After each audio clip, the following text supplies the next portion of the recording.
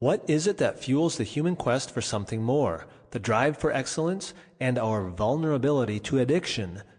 In Archetypes and Ecstasy, Archetypal Energies, and the Quest for Optimal Experience, Robert Moore locates the origin of these longings in the fiery energies of the archetypal self. In this seminar, Dr. Moore presents his discoveries of the archetypal map of the journey toward wholeness. Encoded in our personalities, this map acts as a guide to optimal personal experience and human fulfillment. So for those of you who weren't here last night, my name is David Hett, and I'm the Minister of Religious Life and Learning here at First Community Church. We're pleased to be able to host a number of the Jungian events, and particularly I always try to make sure that the Bolligan Lectures are held here at First Community Church because of our historic connection to the Jung Association of Central Ohio. And so I want to briefly introduce our Bolligan Lecturer for 2009, Dr. Robert Moore, with whom I have a history of involvement since I was a seminary student in the 1970s in Chicago, and the Chicago Consortium of Seminaries had a lot of transition and moving around from seminary to seminary, so I got to be introduced to his work. And if you didn't make it last night, I suggested that his presentation would be intellectual but intelligible, that it would be stimulating and even provocative at times, but finally that it would be eminently practical. And I think those who attended will concur that that actually is the case with Robert Moore. And I was reminded last night of one factor I have appreciated about him since the early 80s when I first went to a lecture of his on Jungian spirituality at the Chicago Jung Institute, and really recognized how inclusive he is in the psychoanalytic field, suggesting the values, for instance, of Freud and Adler for tackling issues that complete the dynamic of psychological integration advanced by Carl Jung and expanded by Dr. Moore himself. So in Dr. Moore's lecture on Jungian spirituality, he said, as he did last night, that Jung, with his concept of the archetypal self, decentralized and relativized the ego. And as I wrote in my notes what Robert Moore said that day, that the movement to the recovery of meaning transcends ego development, which I think is a part of the key theme that he was pointing out last night. He also said that day in that inclusive spirit that one of the big dangers of spirituality is to use it to avoid either aggression and or like tasks. And he compared the aggression to Freud's work and Adler's work with power to the like tasks, saying that those also were useful for discernment, for spiritual discernment. Now that was in 1980 or so. I might add that at that time I heard those words, I was indeed using spirituality to avoid both my own aggression and my own life's task. And that continued for quite a while, actually, Robert. I think I'm working on it now. I also wrote in the notes of my notes that they're just the title of a book. I didn't even put the author. Edward Eninger's Ego and Archetype, that Robert Moore said at the time was a classic work in understanding the ego-self axis, and I still use my dog-eared, prodigiously underlined copy of Eninger's Ego and Archetype today. So I'm indeed honored to introduce to you Dr. Robert Moore, who is the Distinguished Service Professor of Psychology, Psychoanalysis, and Spirituality in the Graduate Center of the Chicago Theological Seminary, where he is the founding director of the new Institute for Advanced Studies in Spirituality and Wellness. He's director of research for the Institute for Integrative Psychotherapy and Psychoanalysis, which is the research and training division of the Chicago Center for Integrative Psychotherapy, which was founded by Dr. Moore and Dr. Margaret Shanahan, located near the University of Chicago in Hyde Park area of Chicago. And I learned most of my experience and understanding of Robert Moore's work with his work on the King, Warrior, Magician, Lover archetypes of the mature masculine in the early 1990s. But he's written a lot since then, and his most recent books include The Archetype of Initiation, Sacred Space, Ritual Process, and Personal Transformation, The Magician and the Analyst, The Archetype of the Magus in Occult Spirituality and Jungian Psychology, and Facing the Dragon, Confronting Personal and Spiritual Grandiosity. And he's currently working on a number of books, including his Decoding the Diamond Within, archetypal structures and the fragmentation and integration of personality, and I believe we're getting a preview of a lot of that today. So please join with me in welcoming Dr. Robert Moore.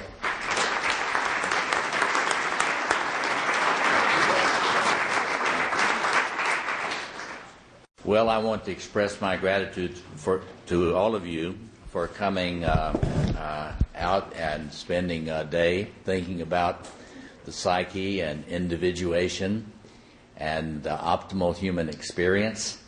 It's always a pleasure to have an opportunity to think about these things with a group of folks that are on the individuation journey. And I know that many of you have spent a lot of time and work in understanding Jung's psychology, and that's a great foundation for the kind of thing we'll be talking about today. I titled this presentation Ecstasy and Archetypes. And I just wanted to begin by talking a little bit about ecstasy. And then we're going to begin to look at some of the things that Jung's psychology does to help us think about the possible human, to think about optimizing our individuation process. And so, let me just begin.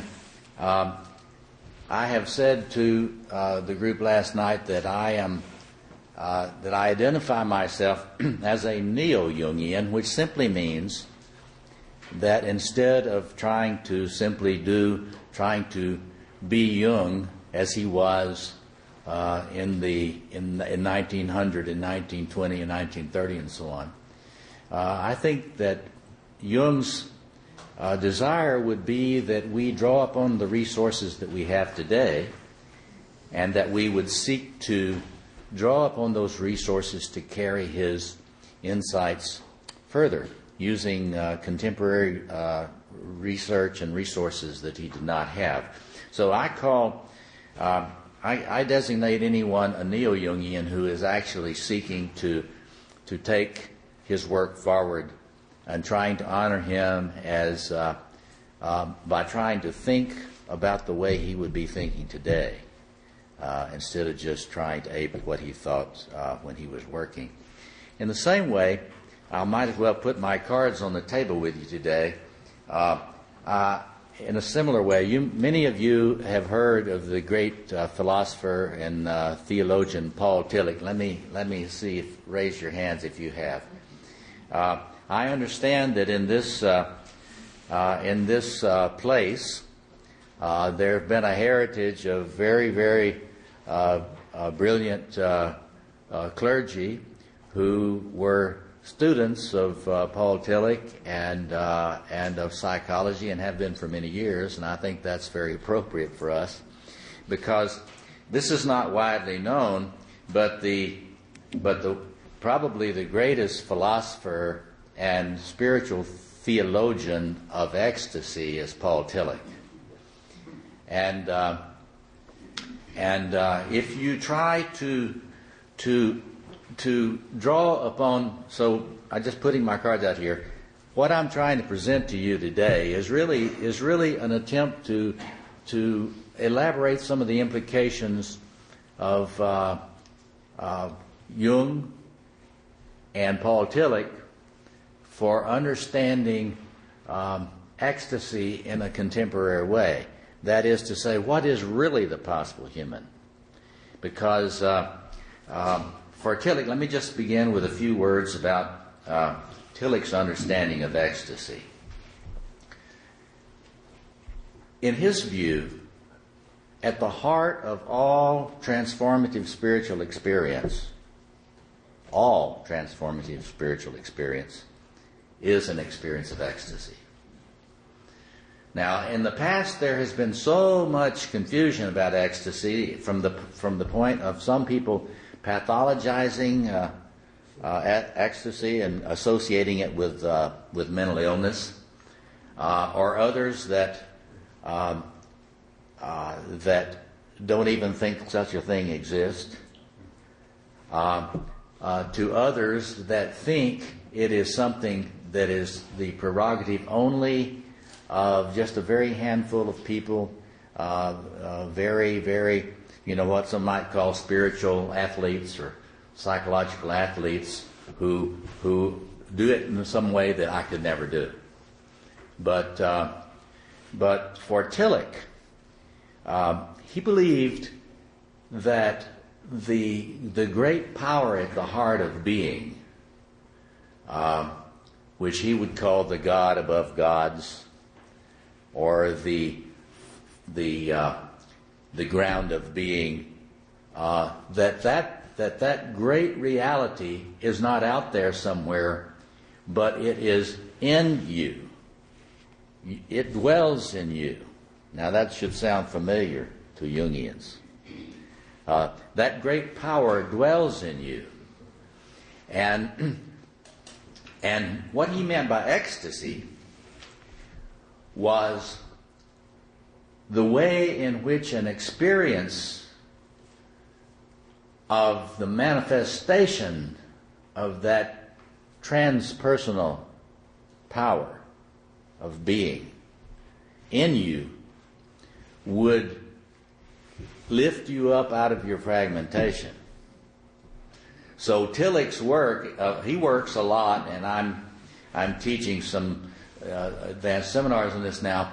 Tillich believes, very, very parallel to Jung, that when you are in your ego, just in your I, you will tend to split into opposites.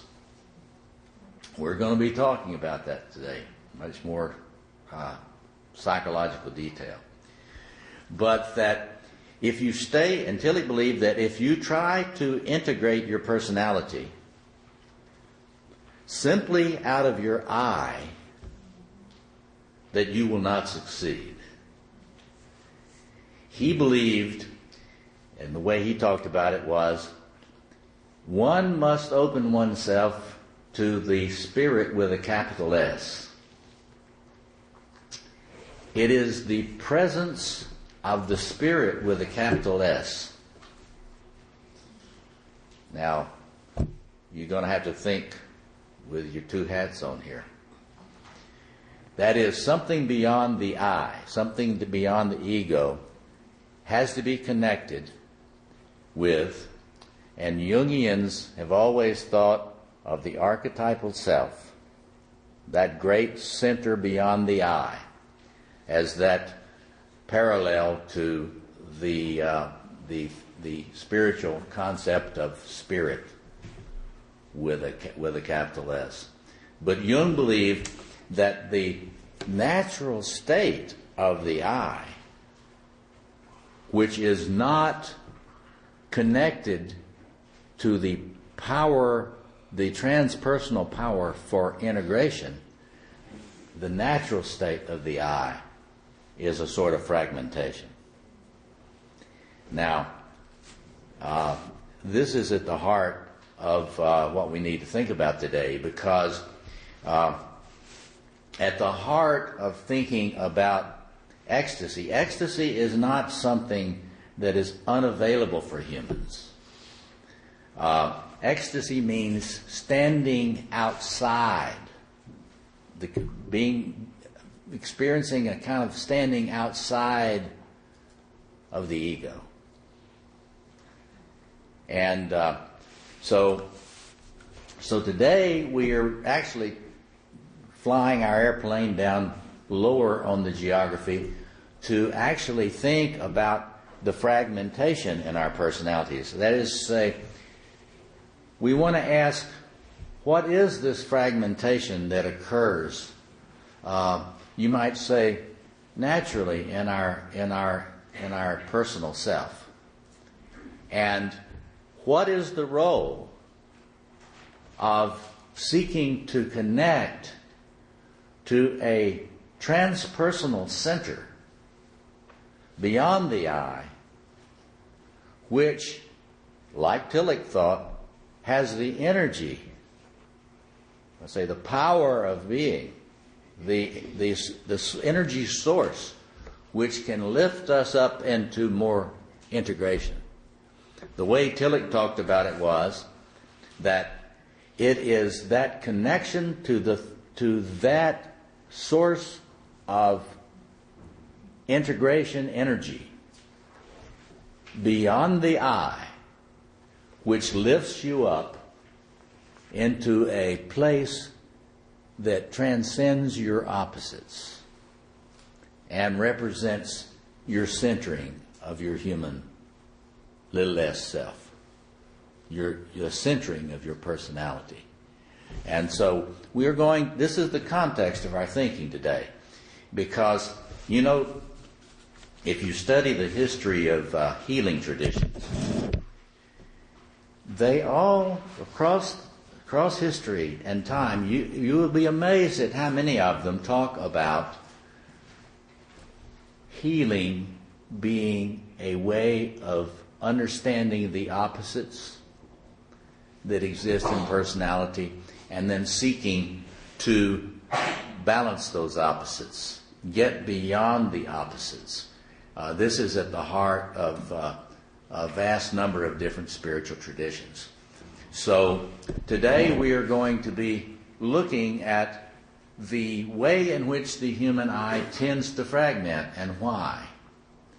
And then we will be trying to understand why it is that we need to be connecting with a transpersonal center, and which is the unique kind of contribution that Jungian psychology makes. Yes, over here. Could you give me an example of what you mean by the opposites at the ego level? Yes, we're going to be going deeply into that today. The kind of splitting that occurs. And now there are some of you. How many of you were not here last evening? Okay, I will do a. I'm not going to go over all the historical things we talked about last night, but I am going to go back to my understanding of the opposites.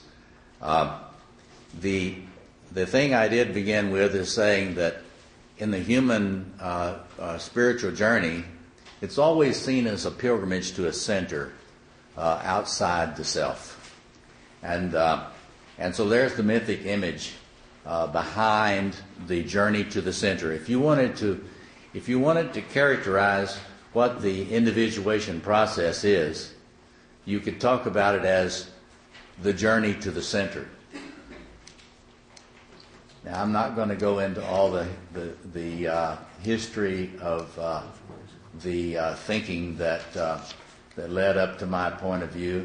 I'm just going to start right here with what I was speaking of last night as what I believe to be the code for the opposites in the personality. This is the internal mapping that I believe one needs to be aware of when thinking about one's own tendency to fragment.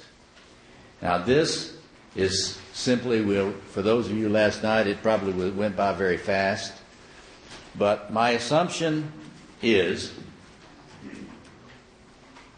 that there are 4 archetypal potentials in every personality which have to do with the individuation of their personal self, which I call the system self.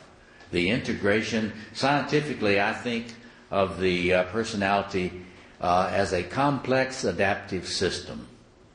And I'm very influenced by contemporary systems thinking. Now, what difference does that make? Well, because it's very good news. Because if your personality is, in fact, a complex adaptive system, then you can get better. Because any complex adaptive system can always be tuned better. In other words, there's a tendency among some mental health viewpoints today to tend to diagnose people with a certain label,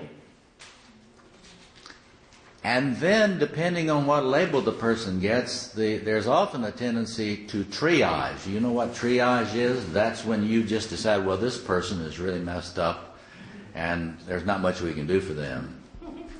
And of course, there's been so much pressure in mental health traditions of late to simply medicate people. And so there's a lot of economic and political pressure not to focus on any personal growth or psychotherapeutic methods for personal integration. In other words, the agenda of centering personalities is not really at the forefront of a lot of contemporary theory in psychology and psychiatry. But in any case, the assumption being that there are these codes in your psyche that come with you in your DNA. This is the collective unconscious, one expression of the collective unconscious. Now again, I said to you, those of you who were here last night, I said that there are many, many archetypes. I'm not saying that these 4 archetypal systems are the only archetypes there are. There are many, many, many archetypes. But today we're focusing on the integration of your personal self. And in the context, the wider context today, let me just say why this is important. One needs to build an inner temple in the structure of one's personal system. And why is that? The reason is you are wired for so much archetypal energy. Even if you are a very low energy person, you experience yourself as low energy. You need to understand that there's a very powerful energy generator in you. You are not without archetypal energy. It is like Tillich's view of the power of being. That power of being is already in you. The question is, are you aware that it's in you? If you're aware that it's in you, are you trying to relate consciously to it? Are you trying to open yourself to its manifestation?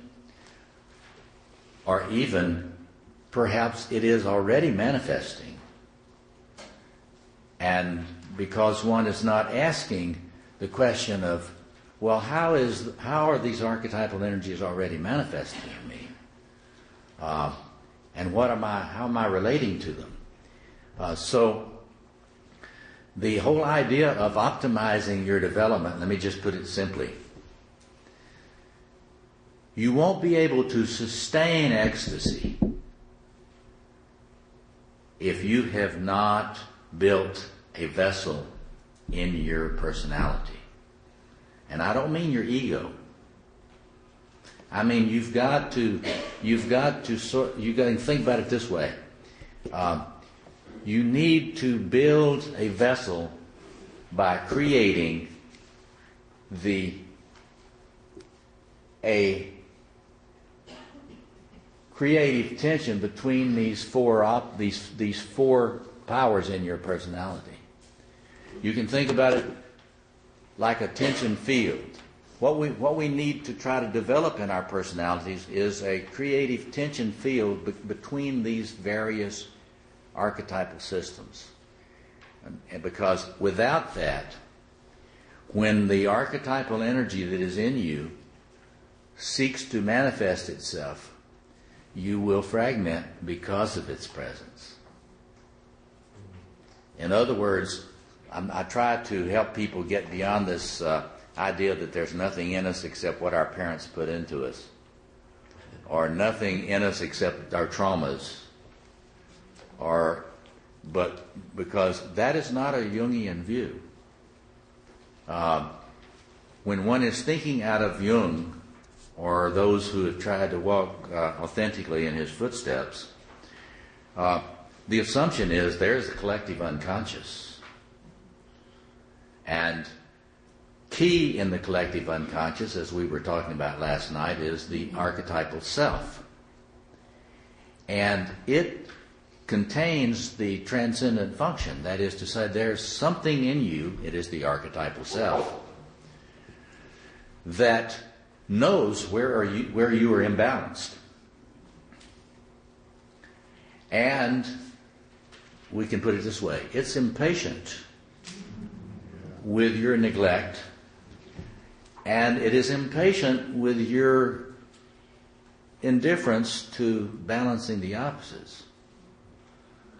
And so we need to understand that, yes, you want to have agency, you want to have the capacity to take initiative and so on, but it's extremely important to understand that there is a great, powerful agency in you that is not you, that is not I, it's not Robert. And this great presence in the psyche, the archetypal self, and I appreciated David mentioning the wonderful book by Edward Edinger. Actually, I never stopped learning from Edward Edinger. He is he's probably, in my view, the greatest classical Jungian in the sense of his clarity about the reality and presence of the objective psyche, the great self in the personality. That book being? Ego and Archetype. Thank you. And I think they have copies of it for sale here. And that is a book that you don't want to just read once. You want to study that book because it's a wonderful book. Yes. I bought the book last night, and one of the first sentences in it is his statement where he equates, at least my interpretation of it, he equates the archetypal, the self, with the collective unconscious. And that confused me because I had thought that the collective unconscious was a conglomeration of all that had ever been within the human experience, the positive and, the vast array of the completeness of human experience. And yet the archetypal self, as you were depicting it last night, is a positive force. Yes. That can, if we resist. Exactly. Thank you. So I wanted you to clarify. Yes. I just want to, of course, the whole idea about the archetypal self is a difficult concept, and you get 10 Jungians together, and you will often have 15 or 20 opinions about it. But I do think that it is so important that the comment was, now what is the archetypal self? She's saying she's heard that it's sort of the collective unconscious. I mean, this is what she's saying. The collective unconscious is the embodiment of all the added up human experience. Well, in one sense, you can think about like if you are like Anthony Stevens, and you believe that we simply evolve based on the evolutionary process. There's a sense in which in our DNA we have a kind of a record of all of the developmental experience of our forebears, including our non-human forebears, and certainly that's true. I recommend that you look at Anthony Stevens' book Archetypes Revisited for an update on that. But what you have to understand is that that the archetypal self and the collective unconscious, you would not want to think about them as merely random, or sort of like the random kind of repository of human evolution. Because if you do that, then you're actually simply doing a kind of another form of ego psychology. Because you were sort of reducing the collective unconscious to merely the vicissitudes of evolution. I think that here you have to think back into a lot of ancient philosophy, which is now being picked up by a lot of contemporary scientists. The collective unconscious, in my view, is probably structured mathematically. That's not a new idea. It's the logos principle that used to be talked about by the ancient philosophers. That is to say, one has to decide whether there is a creative structure in order to what is, to the multiverse, or is it random? Now, from a Jungian point of view,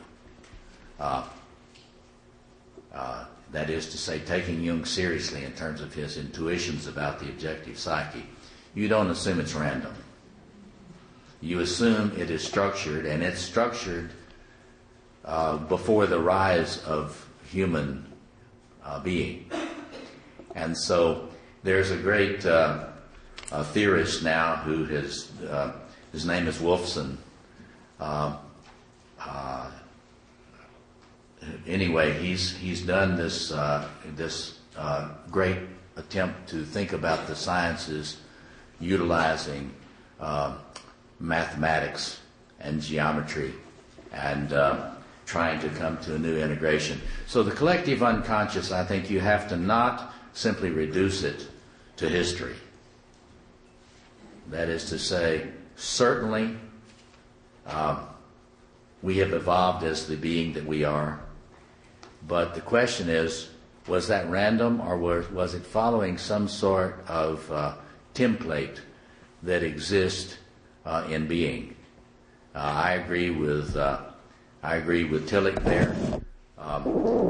Being is structured. All being is structured. That doesn't mean it's not dynamic, but there are relationships. This is what actually, at the greatest cutting edge of science, they're understanding that they're seeking to decode structures that exist in all of reality. So that's more than you wanted to hear about that. But the thing is, we have to understand that from a Jungian point of view, we are seeking to listen to the ordering principles that are transpersonal ordering principles. And we, unlike folks in other traditions, we don't believe that the creative ordering of personality merely has to do with early childhood experience. Certainly early childhood experience affects it and affects the way it evolves and so on. But these kinds of experience of opposites, they antedate these polarities antedate the formation of our personality. So anyway, let me just go further here and say we were talking last night about the two tensions in the personality between the archetypal systems of the warrior and the archetypal systems of the lover, and the archetypal systems of the king and queen and the archetypal systems of the magician. And so we will, what we're trying to understand is that the goal in your individuation is not to find your archetype and live it. There have been people that talked about you want to find your myth and live it. Well, the only problem with that is integration has to do with creating a creative tension in your personality between these forces so that you can create an inner vessel which we would call your system self. Your system, little s self, is the work you have done to become a good host or hostess for the manifestation of archetypal energy in your personality. Yes? Is there a significance between the masculine and the feminine and the reversal and the lover and warrior? There's a significance. Let's put it this way. The most important thing is to know that every individual has to balance those four energies. And they have to stay awake and continue to rebalance them during their life cycle. Because different energies in different individuals will be privileged at one time or the other in their life. But so the reason that I note that asymmetry is simply to note that that there are probabilities that males will have much more access to aggression in early life than females.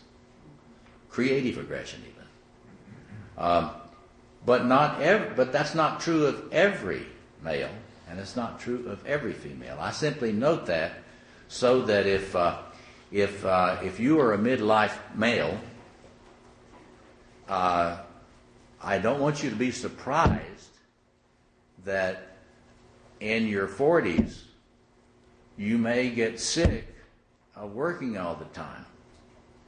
You may start looking for something that is more relational, that deals with your feelings. You're much more aware of your feelings.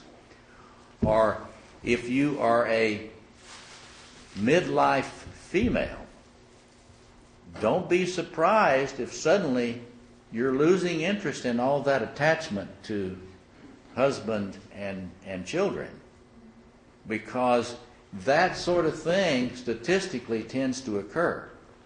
But you have to, in terms of what we're talking about today, you actually have to look at where you are now on these things.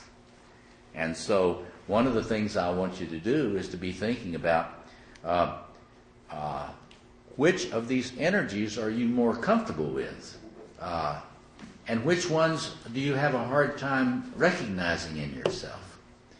Because that's the way to think about how you are organized as a person. So, for example, are you, if you're a woman, how are you with being assertive? Or do you fear being assertive? How are you as a person? Yes, go ahead. Speaking of being assertive, I'm upset, writers, with the fact that there's two pictures there. I don't see why there's a need for two. They're both identical, except one says queen and one says king. They're identical in the sense of the power, the royal power that has to be mediated. All I'm doing there is to raise the issue about the life cycle. That's all that's about. Because you need to ask yourself, where am I in the life cycle? How did I start out? Did I start out early in life being more in warrior, aggressive energies?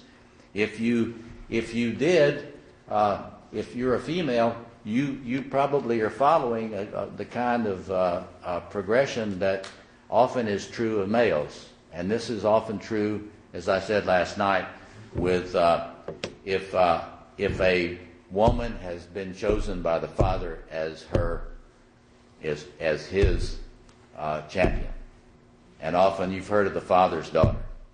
She will often find herself following this pattern. So that was your point, they're the same. The point is, we are exactly the same in terms of the challenge of balancing these powers. I put that in there for clinicians simply so that they are aware that when they're dealing with somebody in their early adulthood or midlife, that they need to look and see how that person has developed. Because if it's a male, if you're a male and you got through your adolescence and early adulthood without learning how to be assertive, it's going to have implications for your attempt to learn how to be assertive later. And can you see why that would be? Because if you're a male, if you waited until you're in your 40s to start working, do you see what I'm saying? If you waited until you're in your 40s to start being assertive, what's the problem? Huh? No, I'm not saying you won't make it, but I'm saying it's going to be difficult. You see what I mean? Because along about this time, there are biochemical changes in the personality. You know, there's such things as male menopause too. And so the capacity to begin to develop what was left out in early life is harder. I put it in there simply to make people aware that they need to think about these things in terms of the developmental journey they had in life with regard to these energies. And so as we're thinking about these things today, what you want to think about, are you comfortable with having, for example, I like to do it like this. I say, well, let's think about your royal energy. If I were to ask you, do I have a vision for the next 1 year, 3 years, 5 years, 10 years? Have I put energy into articulating a vision for where I want to go, who I want to be, who I choose to be, and so on? Because if a person has not gotten comfortable with this royal energy, the capacity to say I am, the capacity to say let there be a blank. In other words, formulating a goal. I don't know whether you know the evangelical pastor Rick Warren wrote that book, The Purpose-Driven Life. Well, you know, that's not a bad book. And he's talking about this royal agenda because if you do not have a sense of purpose, then we would say you got to work on your royal development. You got to be aware that if you're not really reflecting on that, and if you're kind of living your life as if the most important part of your life is behind you,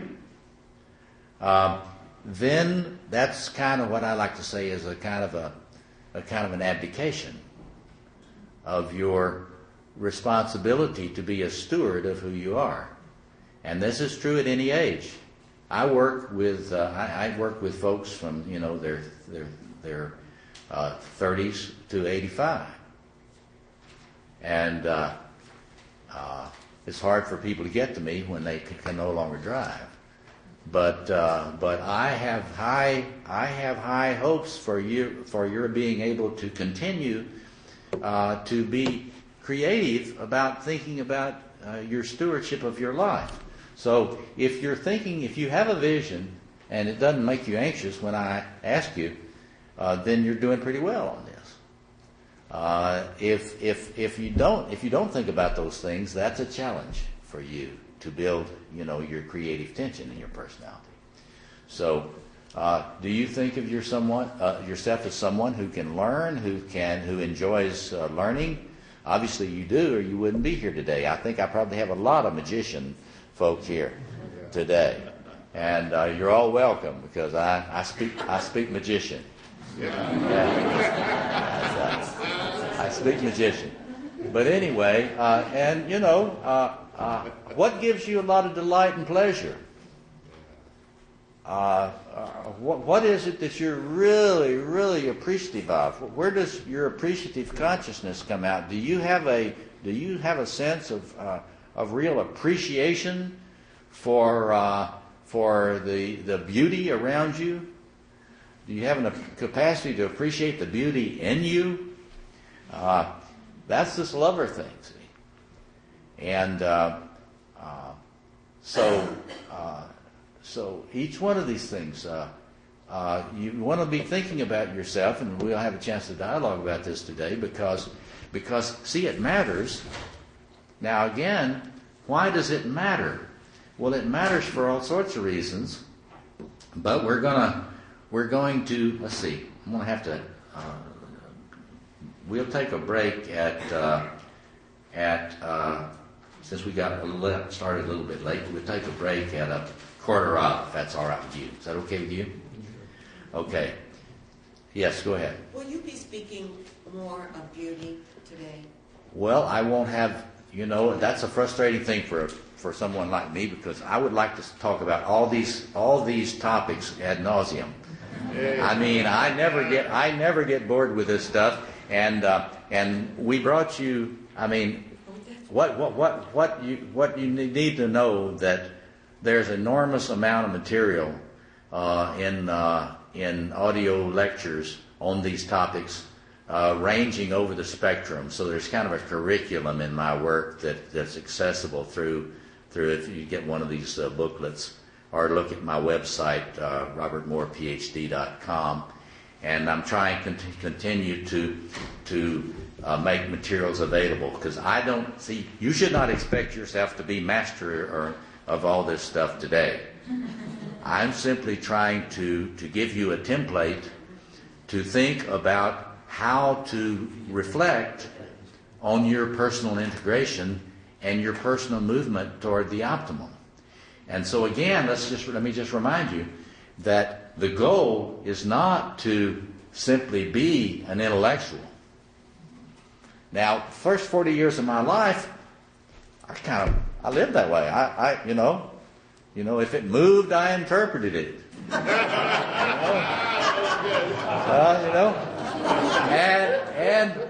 And you know, the magician likes to kind of, what a magician type thinks about relating is, you know, well, we're here together, and I'm reflecting on you.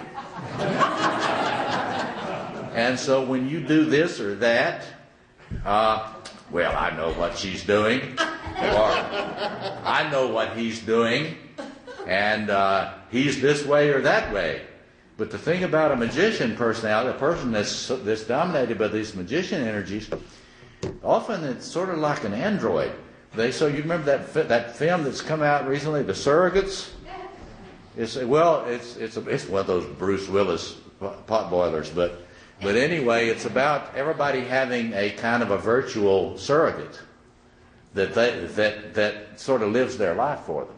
Well, that's a magician fantasy, because you know, when a person is sort of captured in that magician cage, each one of these becomes a cage. And so you see why I don't recommend somebody finding their archetype and living their archetype. No. That's not wholeness. That's a prison. Yeah. And but each archetype is wonderful. There's nothing wrong with any of these archetypal systems. They are wonderful. They are potentials that want to be deployed. I love the word deploy, because you know, when the space shuttle goes up to fix the Hubble, it has to deploy there's this big arm in it, but it's no good if it's not deployed. right?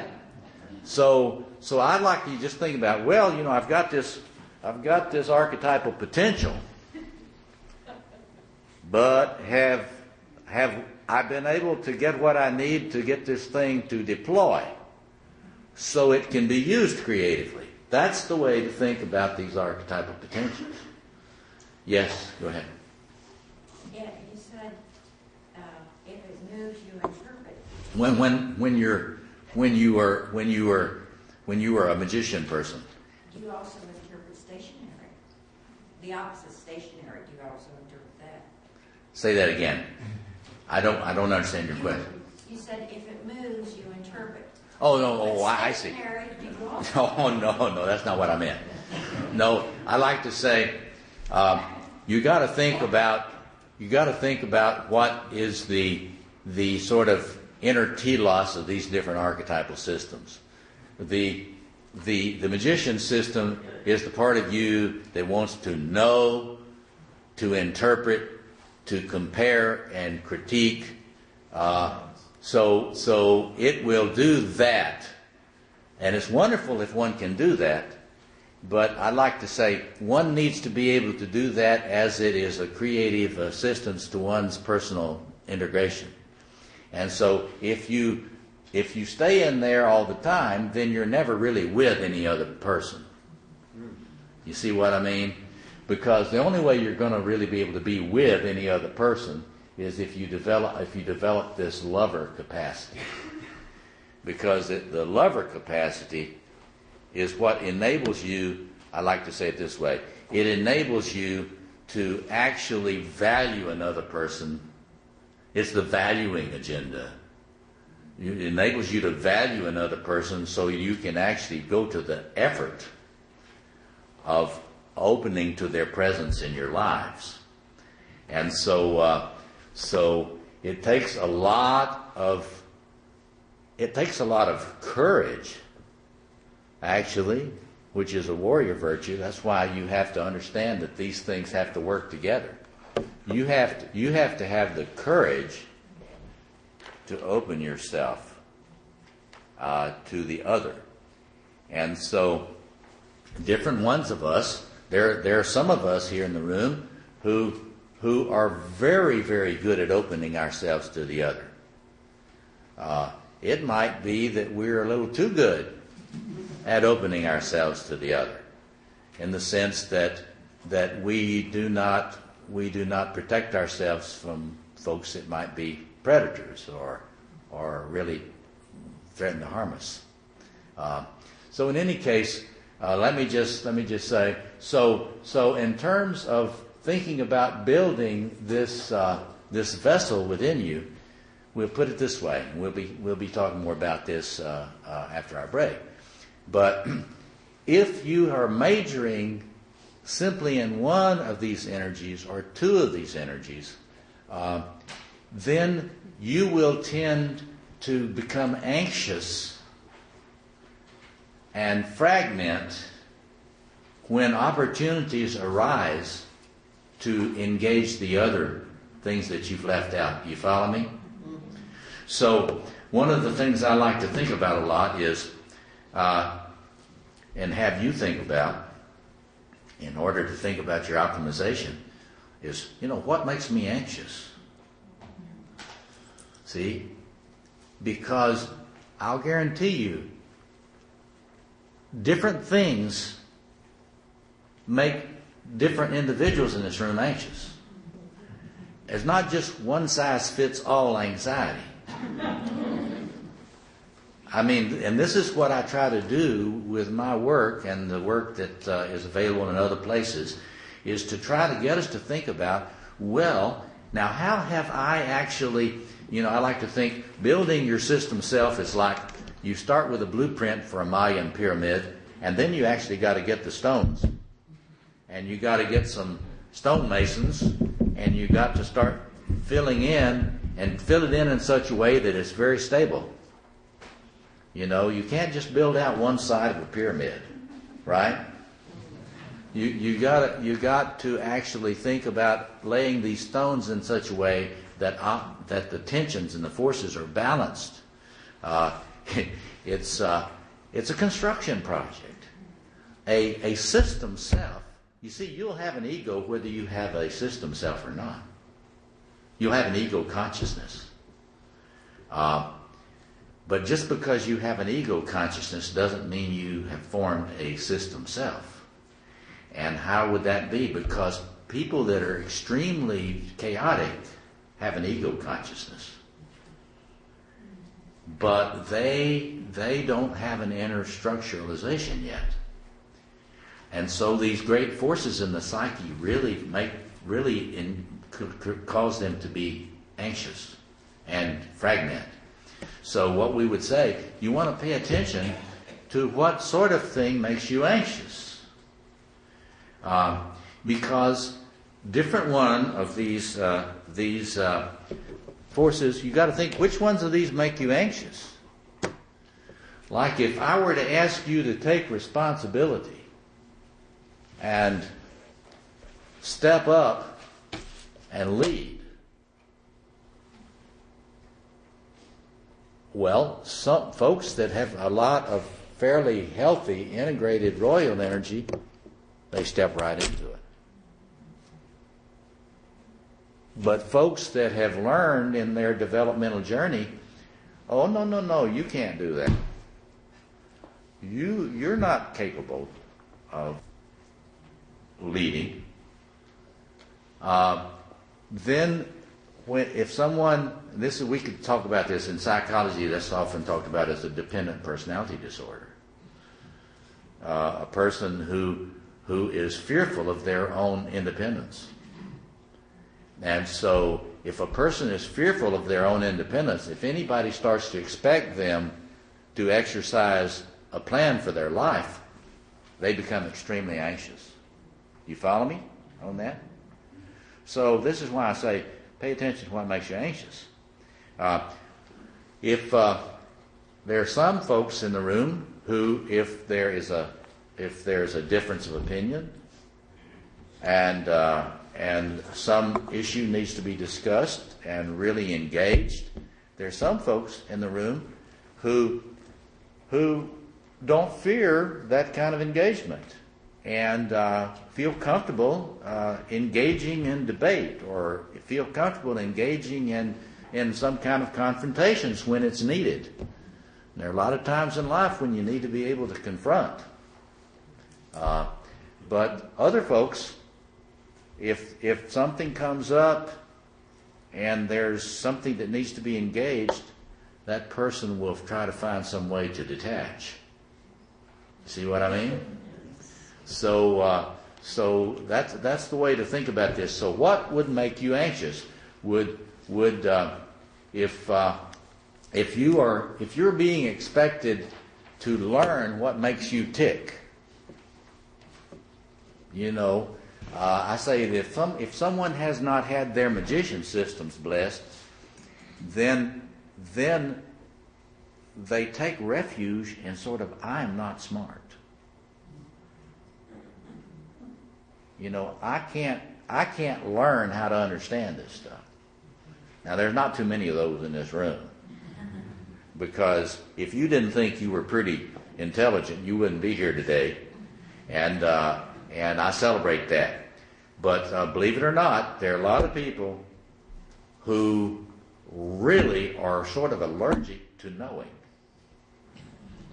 Do you know what I mean? And, that's a tragedy because nobody blessed their cognitive function when they were little. There are thousands upon thousands of kids who are being socialized to think they're stupid. You understand what I mean? So you got to think about, how was that for you? Did you have to really struggle to get the idea that you could really learn? Because some may have. So in any case, let me just stop there and open it for us to discuss. Because why does it matter? Because if you're kind of, I like to say, if you're camped out in just one or two, of these systems, then that is going to hold the key. If you can learn to understand that, you will be able to get a sense for why you may be ambivalent about your development. That is to say, people always say, I don't know why I have not gotten more integrated as a person. And the thing about it is, hey, I have empathy for that. Because, you know what? Beginning to grow personally, you have to go through a period of more anxiety for a while. And why would that be? Somebody tell me. Why is it anxiety provoking to try to integrate your personality? There's the unknown. The unknown. She says it's the unknown. People fear change. And you have to have empathy for that. Why is that? Because the familiar doesn't cause our anxiety to spike. We may live in a chronic anxiety that is because of the way we're structured along these systems. But if I just pretend I can just camp out here without consequences, which is what a lot of people do. It's what I call settling. This is settling for where I am today. Even though I really don't like it, but I'm going to settle. Well, I have empathy for that because it's anxiety provoking, and this is why you need to have a sense of a spiritual connection to a center beyond yourself. And see, both Tillich and Jung were very clear that if you do not have a connection to a center beyond your I, you're probably not going to have the courage to seek to individuate. That's just something the classical Jungians are very clear about. In fact, I think they're a little bit too comfortable with this. That is to say, some people, some of the old classical Jungians say, some people are just not called to the individuation journey. Well, I don't think that's right. I think everyone has a birthright. It's coded in you for your optimal development. And any tendency you may have to settle for less than you are, we have to have empathy. We don't want to judge persons because I understand it's scary. And I understand how fatigued people are, especially if they don't have a dynamic connection to what Tillich called spirit with a capital S, or the power of being that is not the I. Do you follow me? Yes. Let's see how we do it. Well, we got about 5 minutes. Somebody else want to? Yes, over here. I have a basic question about how, from a Jungian perspective, what is spirituality, and how that's different from the psychological.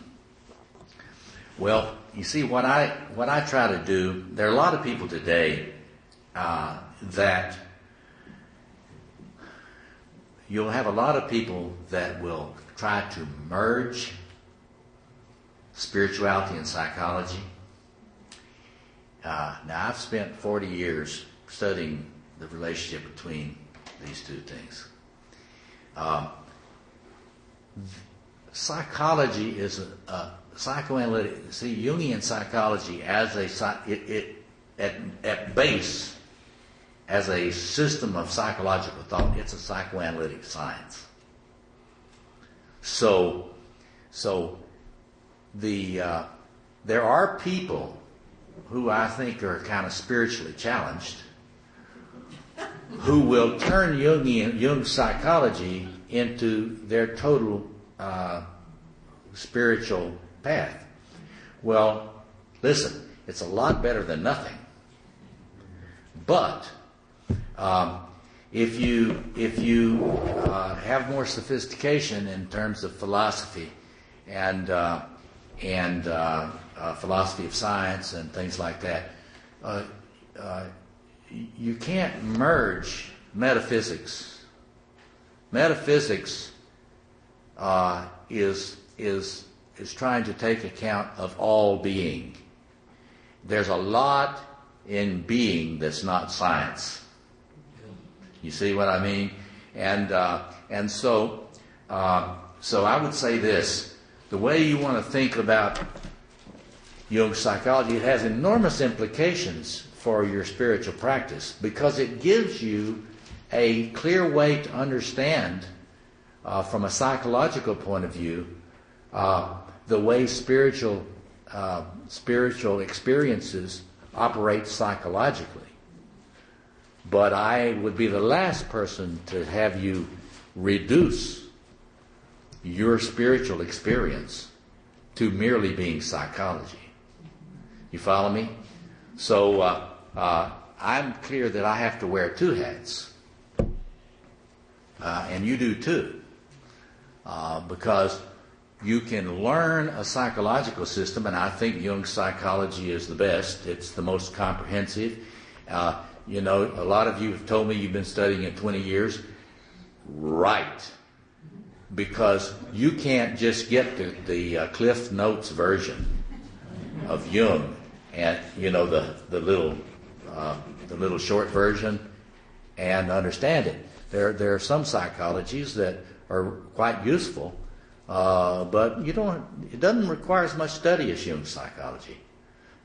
Why? Because they're very partial psychologies. They deal with only little microsystems of the personality. You follow me?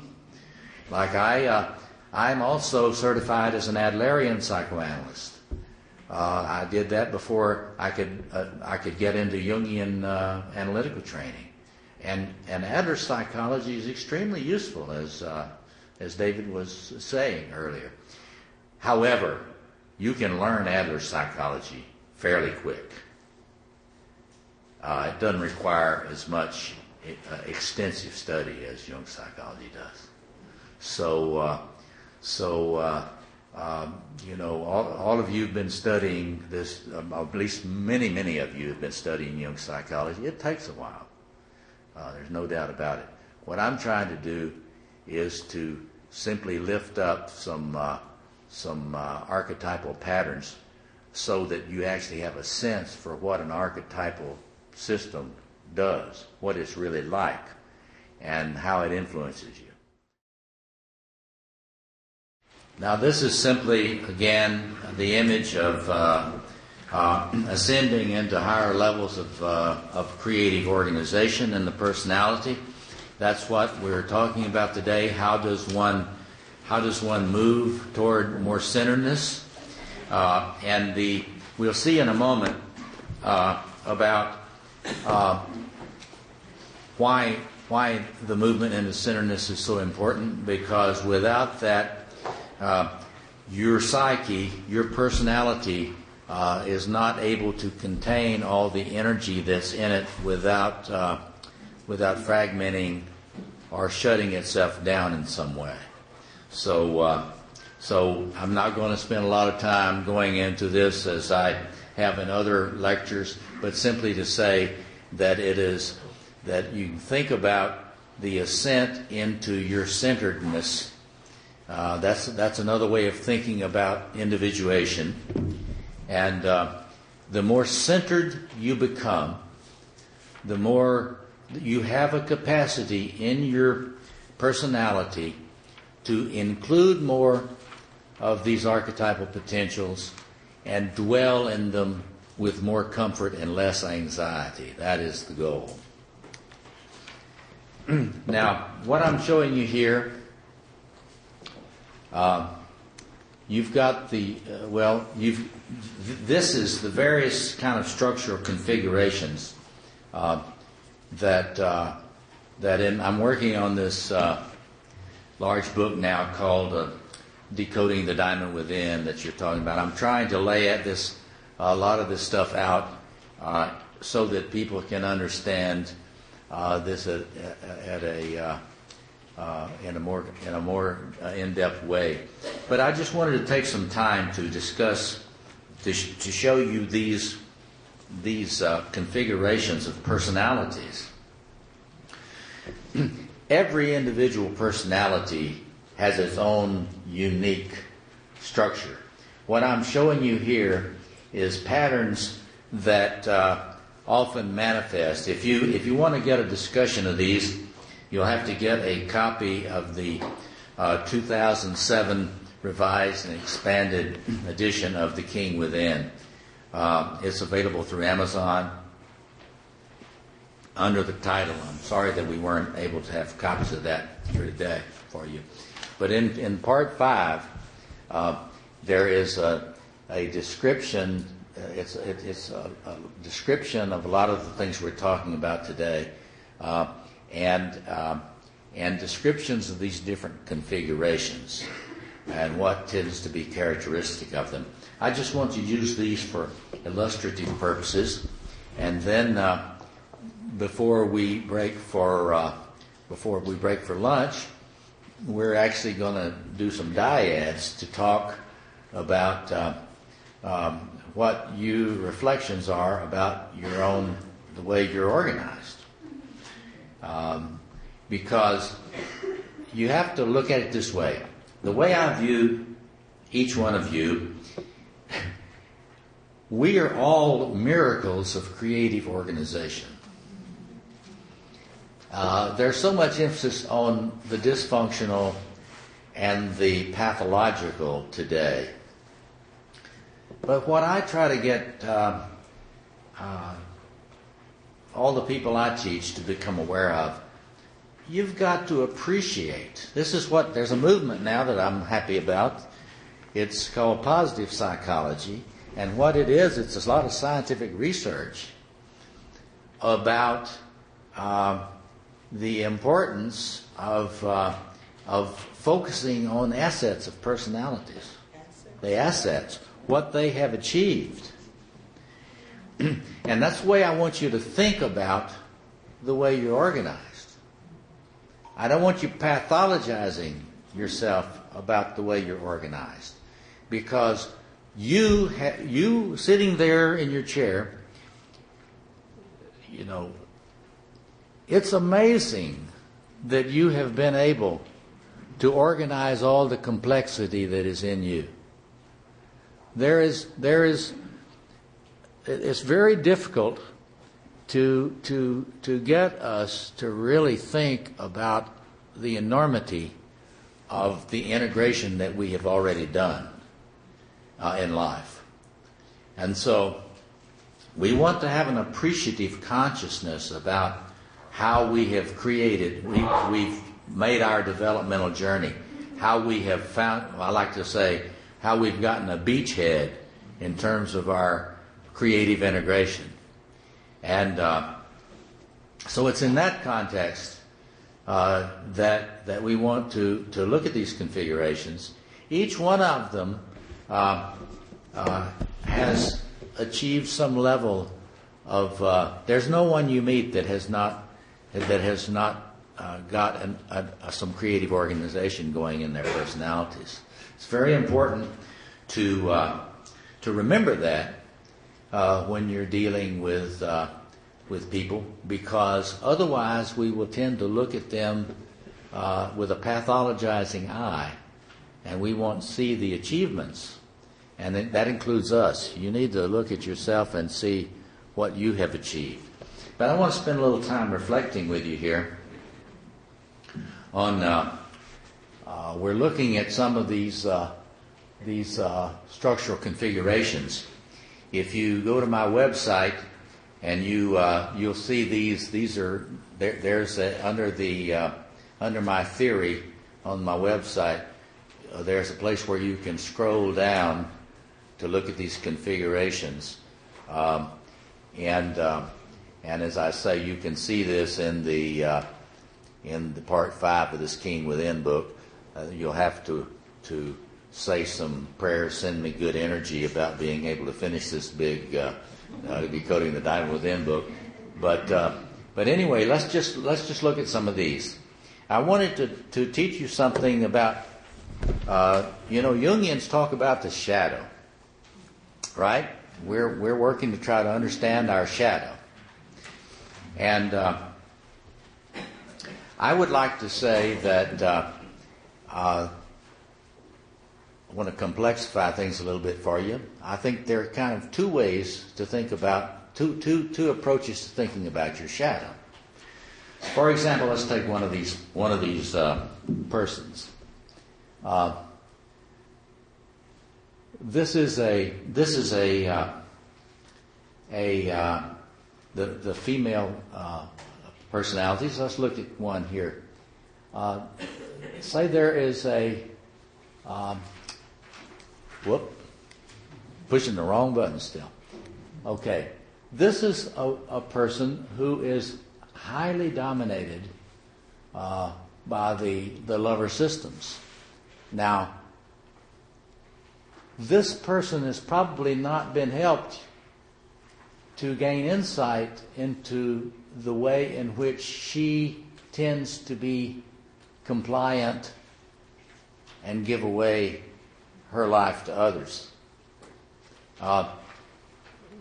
This person would probably manifest clinically as a dependent personality disorder. You follow me? Because the dominant thing in her are these lover systems. And she does not really feel comfortable with the expectation that she should be smart. Why is that? Socialization. Right.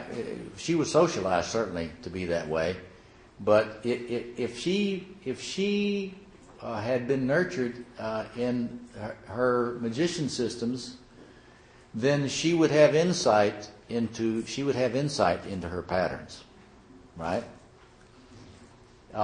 If she had been nurtured in her warrior systems, she would have the capacity for boundaries. But she wasn't. If she had been nurtured in her sense of I and her capacity to experience her own personal power, then she wouldn't be giving it away to everyone unconsciously and compulsively. You follow me?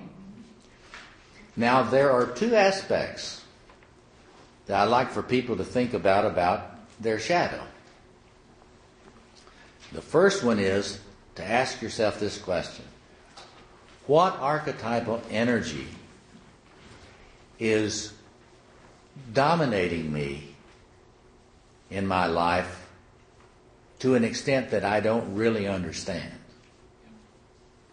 So the first thing you would say about this person's shadow is that she is not capable yet of being aware that this archetypal system of the lover is compulsively manifesting in her behavior, all of her behavior, her thinking, her inability to act.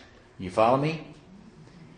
And her inability to actually occupy her own space in a full sense.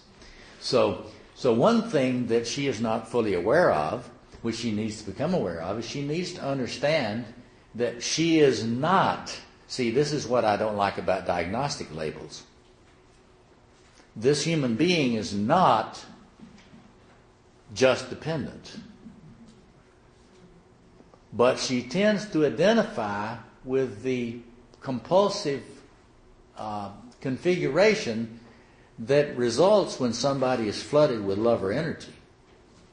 So she doesn't understand how she's flooded with lover energy, and therefore she can't really think about it. She can't really say, "Gee, I'm really much too dependent. I've got to develop other aspects of my personality." She is camping out in here in that archetypal space. Yes, go ahead. Does this she seek a sense of, at some unconscious level, identity and self through finding a mate that can mirror those the comment was, does this dependent woman, who's compulsively dependent because the lover is the dominant archetypal force in her subjectivity, does she seek unconsciously to complete herself in a dyad, perhaps with a lover or a mate, or she'll often do this also with friends. So you got to think about the way in which, and this is that whole thing about projection, projective fields, interprojective fields, the way in which we seek out someone, the people that will act out the missing parts of ourselves, right? So yes, indeed, she will often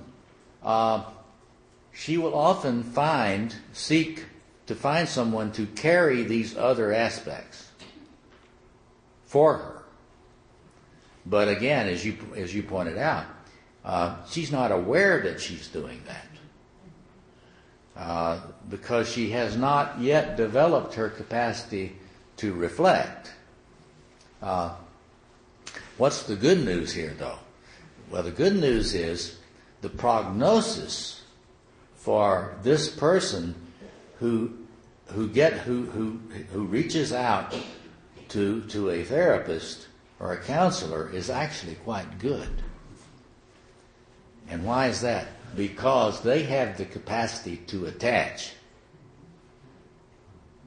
So, this type of a person will, if they can find a therapist to attach to who won't simply exploit her dependency, you follow me? And if the therapist will be wise enough not to hurry her in her development. Because the biggest mistake beginning counselors make with a person organized like this is the person will come in, they will attach to the therapist and want to really please the therapist. And the beginning therapist will often think, wow, this is going well. This person's really going to be able to get better really fast. And so they begin to raise the bar. And they raise the bar for this person too fast. And what will happen is the anxiety level in this woman will rise and they will terminate. If they will terminate or declare bankruptcy if you push them too fast. They have to have time to gradually realize they have these other things in themselves. So I just want to reiterate two things. One aspect of her shadow that she doesn't understand is how much she's being flooded with that archetypal energy. She needs to learn that. But the other aspect of her shadow is even more unconscious because she doesn't experience it. She doesn't experience these things as I stuff. You follow me? This is you stuff in her mind. So a deeper part of the shadow that you want to ask is, which of these archetypal systems do I not feel present in my I consciousness? Do you follow me? She's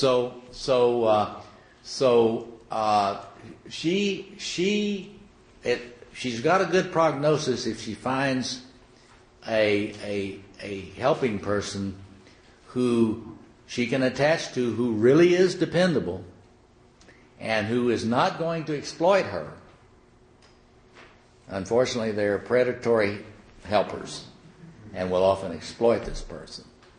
But if that helper is patient, then she can begin to fill in these areas gradually, and actually has a very good chance to progress toward a much more integrated personality. And so now let's look at another kind of configuration.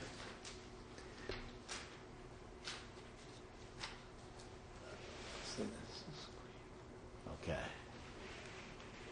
This is what I call the lion-woman configuration.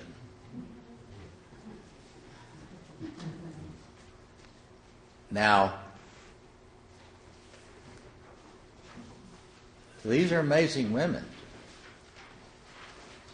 Early in life, they did not, like we've said, they didn't follow anything about that statistical thing. They decided early on that this touchy-feely stuff was not for them. And there are various reasons one can have that development. But you see, what I try to teach people is, it's an interesting question. I'd love to talk to you about how you got structured the way you are. But it's really important for you to think about how I am structured, because this lion woman is really she knows what she wants. See? She's got the capacity to expedite, carry through. She's smart. She's able to get all these things working together. And you can probably think of women like this that you've seen in celebrity status or something. But one thing is characteristic of her: she does not understand this world of personal relatedness. And for the first, say, 45 years of her life, she just may not be that interested in it. And so this woman will often build significant businesses. I mean, she will do amazing things. You can think that there are a lot of folks you can think about this way. But you see, she is not aware. One part of her shadow is she's not aware of how much she is dominated by these forces, and how much being organized in that way has led her to neglect this part of her life. You see what I mean? Okay. So you were going to say something there. I was just going to mention that such women do very, very well in corporate America. Yes, indeed. This woman will often have a very successful career in corporate America. Yes, indeed. They are often very successful entrepreneurs. But it's really intriguing, and this is the good news for a lion woman. If they can find somebody to work with them and hold their hand, so to speak, while they deal with that icky stuff about their personal feelings and their personal needs for intimacy, because that is often projected onto other people, and when this woman feels a lot of contempt for women who are into cookies. Thank you. For women who are into cookies, and you can think Hillary's probably organized like that. Right? Because remember back in the campaign, you said something about cookies being in the shadow. There was I remember one time when they made a big deal about Hillary making cookies. Right? And but in any case, so this woman doesn't really realize how driven she is. This person is driven. Excuse me? Well, you can think of a lot of people. I think probably Condoleezza Rice, right? High performers, but in terms of this, in terms of satisfaction, in terms of opening to intimate contact and the capacity to really play. See, because this person loves work. I mean, They love work. They eat work. They drink work. They sleep work. But they do, like I said last night, they do have a sense of the lack. The lack. And so, but the good news is, it's amazing how when one starts coming to consciousness and realizes that this is a deeper part of their shadow, and they develop the courage to kind of begin to engage it carefully, and they always have to engage it carefully. But this will indeed begin to develop. And then it's possible for her to move on to having, one person I think of in her early 50s. In her early 50s, for the first time, really had the capacity to open up to a deep personal commitment and to find a person who number one, she can respect. Very important for her to be able to respect somebody, but who then enables her to experience this part of her personality. So it's never too late. Yes, go ahead. Question. Yes. If a two gives birth when you're 13. Say that again. Oh. If a two gives Oh, I see. I see. Number two. 13. Is that possible? Well, yeah. Trusting it is. Could you talk about that? I mean, in terms of family is family. What's the best? Obviously the best is self-awareness and integrating for both of these people to integrate various systems. Right. But if that's not happening, could you talk about?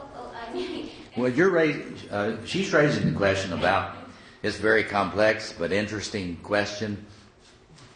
A parent who is in a certain organization, one of these configurations, and they have a child, and that child manages to find the resources and so on to fill in areas that the parent is not. And what would we say? I'd say, fabulous. This is, we look at this, you say it's a daughter? So. Fabulous, but it also in terms of interpersonal, spending time together can be problematic. Exactly. Well, you can see it's like because the daughter will carry the mother's shadow, right? And the mother will carry the daughter's shadow. Well, you just got to remember.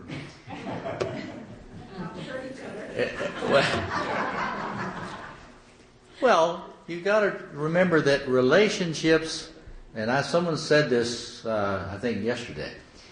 You got to remember that relationships we ought to view creatively as a vessel, a crucible of transformation. We should recognize that our intimate relationships, we should see them in terms of opportunities for growth. Now, that's easier said than done, right? Oh, yeah. Because if your partner is occupying a different archetypal space than you, as opposites attract, of course, sometimes, and then one fellow I heard said, opposites attract, then they attack. That's a good one. I think I don't know whether that was Rick Warren or who it was that said that, but anyway, I think there's a lot of truth in that. But what we got to realize is that's a very natural thing, because you will feel allergic. See, your system self, wherever it is, it will feel allergic to those energies that you're not comfortable with yet. But you got to remember, those energies that you're experiencing in the other person are also in you. And to the extent that that person has not rejected you totally, which sometimes happens, you know, but there's a kind of arcing going on between you. And you've got to, this is why we put a lot of big premium on in Jungian psychology about staying awake, trying to be reflective, trying not to go to sleep. Like the Rumi, the great Sufi poet had this line, don't go back to sleep. Don't go back to sleep. And so that has to do with our capacity to reflect on our configuration, because we are on a journey. And what I wanted to point out with this, let's see how we doing on time here. What I wanted to point out with this is that notice that there's not one trajectory to integration. Some people start from here. See, these personalities, these are extremely loosely organized, psychotic levels of organization. This is what we'd call a borderline. They've not really established a dependable structure yet. So what you got to realize is you can move beyond this low level of organization in a number of ways. You can start your journey by consolidating in the magician. That's what I did. You can start your journey as this woman we were talking about earlier. You can start your journey from here. And that is you got to see that as an achievement. And it's a different achievement from this person's, but it's still an achievement. And this person, now it might be hard for you to imagine that being a kind of a narcissist is an achievement. But you have to understand it is a stable organization. It's a fairly stable organization. It gives you something to work with. See, to expand the development of the personality. Some people come in from here, start their journey here. So you can think about yourself and your own journey. Where did you start feeling comfortable in these systems? And then the whole idea is gradually you can start drawing on other aspects, because once you get energies constellating that are across an axis, you get more stable. You got to understand. You can start getting more stable. When you have that kind of organization, you're more stable. So each one of these, they've got an aspect of their shadow. They don't know what they're being dominated by yet. And they certainly have not got a clear idea of what they're projecting. All this sector here, this is what is projected. This is what is projected. This is what is projected. So the implications of this is all shadows are not alike.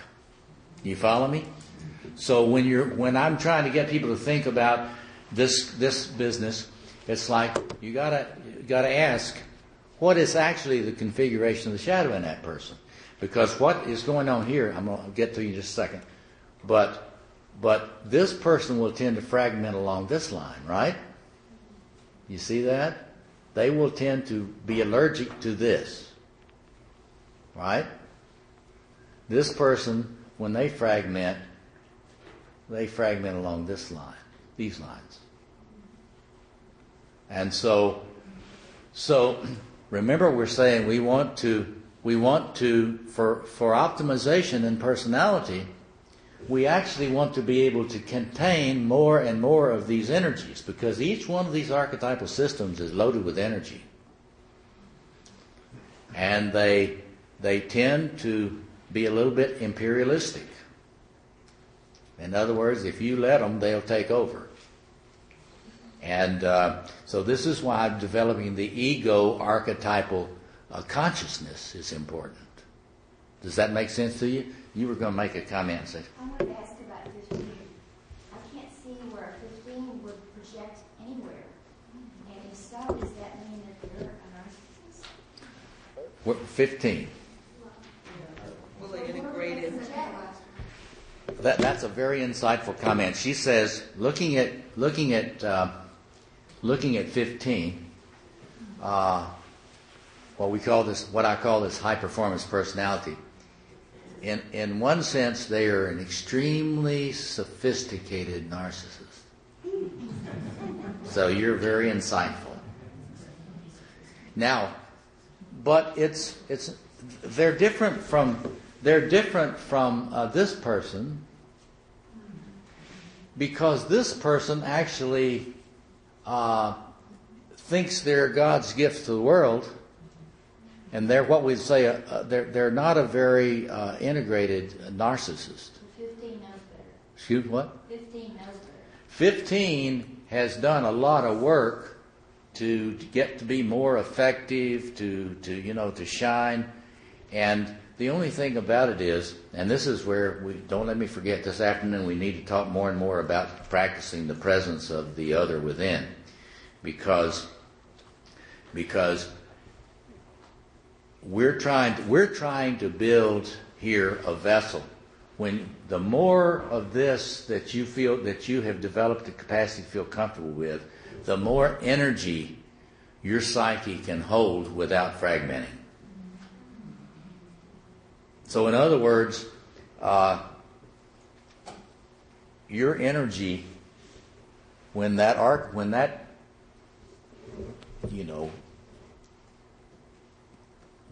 power of being, the new being, the God energy, Kundalini, Chi, when that, however you're going to talk about this enormous energy that's available to psyche, when it comes in, it leaks. The cup, think about it as, in these personalities, the cup doesn't run over. Do you understand what I'm saying? Do you see what I mean? Because the idea is, when you're trying to consolidate your system self, you're trying to do that not so it's the center of everything, but you're trying to do that so it's like a vessel. That's what I call the inner temple. Because when you have this much of your cup is cracked, then you have to resist all this energy if you can. These people cannot resist the energy. You follow me? One of the characteristics of the loosely organized personalities is they don't have defenses. They don't have a means of pushing back against the energy. So the energies just have their way with them. Do you follow me? And so we're trying to develop a vessel which can hold more energy. And as you get more of these aspects, so that you welcome more of these aspects in consciously, and you don't fight them, you try to stop being unconsciously allergic to them. You try to start saying, well, now how could I shore up this wall of my vessel? And by actually, now see, and what you try to do is you try to get clear about what needs to be shored up, and then you use all sorts of integrative techniques, because I believe integrative psychotherapy means that you actually have a vision of integration, what is possible for the person, and then you're willing to use a variety of resources and techniques, including behavioral techniques, cognitive techniques, all sorts of imaginal techniques, to help that individual begin to bring that energy in a regulated way. Do you follow me? So the idea is to gradually try to improve the integrity of the cup of your vessel. Now, what will that enable? What do we want that to enable? We want that to enable you to actually hold a greater flow of golden energy into your personality. You follow that? Okay. Yes, Mike, over here. I had a question. I think I have a dislike of authority. React to try to bring them down by tackling them. Yes. Now I'm wondering if it's because my king is not developed and therefore I'm projecting and other kings, create this issue, or whether I'm a king myself and I don't know which way this goes. That's a very interesting comment. When you are experiencing a lot of antagonism toward authorities in your life, he's asking the question now: is that because I'm highly developed in the king, or is that because I may be, in effect, idealizing these figures and then having to knock them off their pedestal? So that's a really excellent question, and that's what one would want to examine. Certainly, here's where Alfred Adler's insights come in. Adler said, if you've really developed in a mature way, you will have the capacity to cooperate on tasks which express creative movement for the community, in a sense, or you can say for the organization. So the question would be, in that case, do I always experience this with people that are in leadership positions? Do I always feel the need? In other words, is the need to knock them off their pedestal compulsive or not? Or is it simply limited because it's very true that, you've heard of that, what was they used to call that, the Peter Principle? People being promoted to their level of incompetence.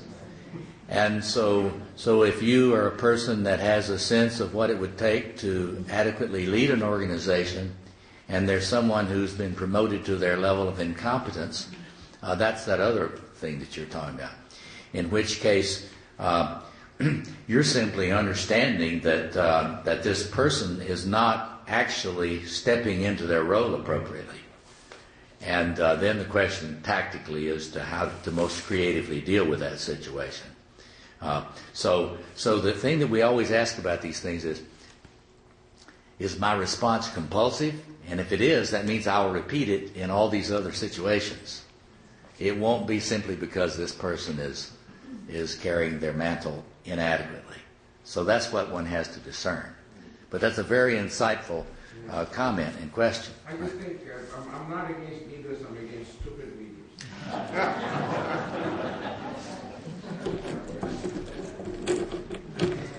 Well, I tell you, it's obvious that your magician is very strong. And what you have to remember is that magician system doesn't bless anything. What do you mean? The magician system is I like to say, it's the archetypal system for interpretation. It's the archetypal system for analysis. It's the archetypal system for deconstruction. It's the archetypal system for criticism. It's the archetypal system for comparing and contrasting. So if one's really into the magician system, he loves to compare all these theories. But if he's really dominated with that magician system, he's not going to find one he really likes. He's not going to be able to advocate a certain position, because advocating, it's a lot easier to criticize than it is to construct or to actually formulate one's own integrated point of view. So I totally get that tendency in personality, So in other words, if the magician in you is strong, it's not going to be happy with many of the things it's scanning. If it's going to find fault. That's its job. And the only thing that one wants to ask the question: Am I a compulsive fault finder, or am I using that to optimize creative functioning? Yes.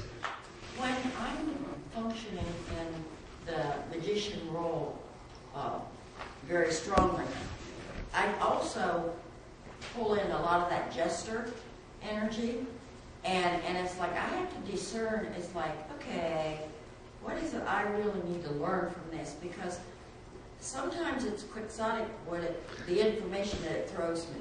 Yes.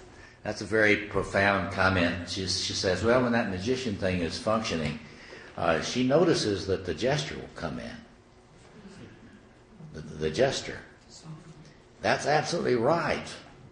I mean, I gave some lectures on the trickster archetype, which is an expression of this same quadrant, And there are people. Another thing that you'll see with that is people that are constantly joking. It is a similar kind of phenomenon, and so your comment about I got to be thoughtful about what these dynamics are doing here, because one may be you got to always ask, what might I be defending against? What might I be uncomfortable with, and that's trying to manifest, and I'm simply pushing it away with my magician energy. But that's the way you treat all of these things. I mean, you try to get a sense for what you're what you're comfortable with and what you're uncomfortable with. We should. So let me just reiterate: the journey to the center can go through a number of different trajectories. There's not just one, and yours has been unique. And so the thing for you to think about is how has my individuation process proceeded? And you can think about, certain things happened that may have sort of derailed you for a while. And but the good news is the archetypal self is present in you. And it's not going to give up trying to bring in the opposites. It's not going to give up trying to help you complete yourself, because it is a primal individuation impulse. And so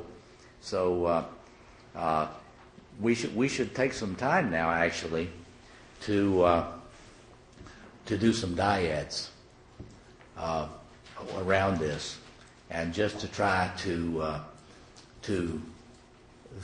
hear ourselves. A lot of the time we say one doesn't know what one thinks until one hears oneself say it. So let's turn to a neighbor, preferably someone you do not know, or preferably someone that you're not married to. Can I ask one quick question? Just a minute. Yeah. Yeah, you have a quick question? Yes. Would sports be an arena in which that warrior energy gets more fully developed? She says, is sports, team sports, a place where that warrior energy can be nurtured and developed? Absolutely. Absolutely. And so, the sad thing about the cutting of budgets for sports activities for young people is very sad, because that's places where coaches are important for both males and females, because a coach can really help individuals learn how to bring out this warrior thing in a way that can be cooperative and not destructive, and teach all sorts of warrior virtues. But anyway, so let's find a dyad partner. We're going to do some dyads before we break for lunch. And I will give you the instruction, and I will call the time.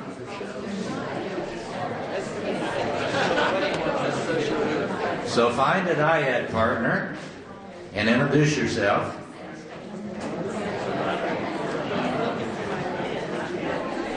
And let me give you the first assignment, and then I'll call time, and I want one of you to start, and the other one, probably the most introverted one ought to start. So, I'm teasing. But anyway, what I'd like you to start with is to share which ones of these energies you're aware of in your personality that actually you feel that you recognize as operative in you. And is anybody that doesn't have a dyad partner? Okay, go ahead.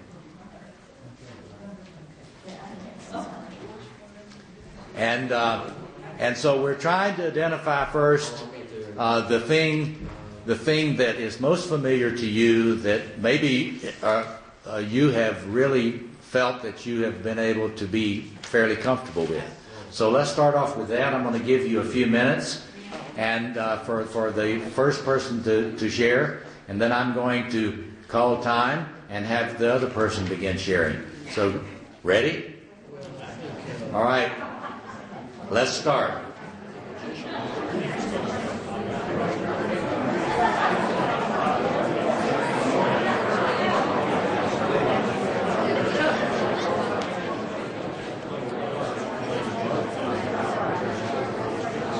Okay. It's the other person's turn. So go ahead and you be the one that listens this time.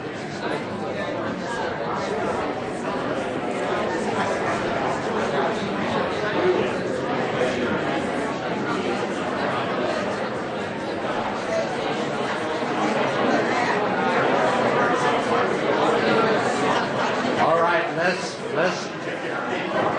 stop for a moment. I'm going to give you another assignment.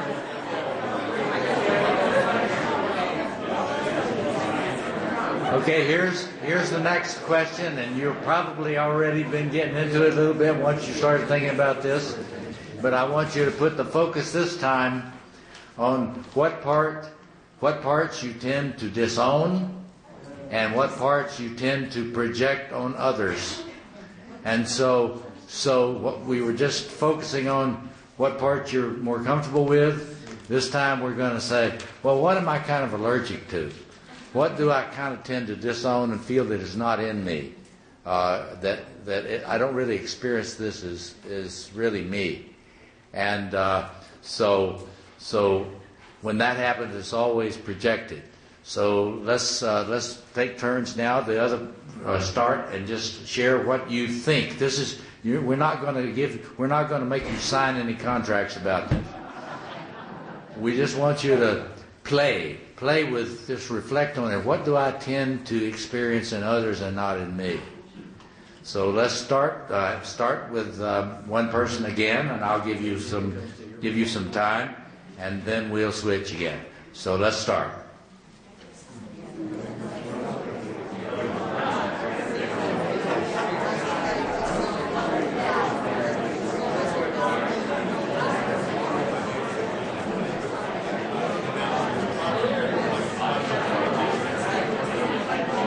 All right, now let's switch and let the other person talk about what they disown.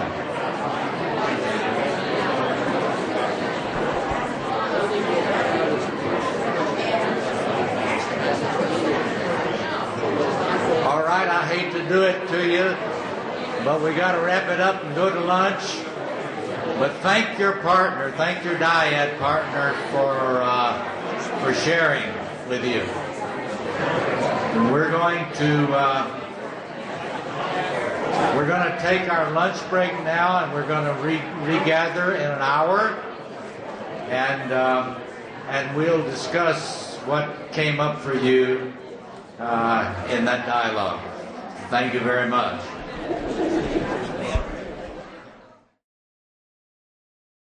All right, I would like to begin the rest of our afternoon ought to look a little bit like this. We're going to continue having a chance to dialogue around the dyads that you had. We'll start with that.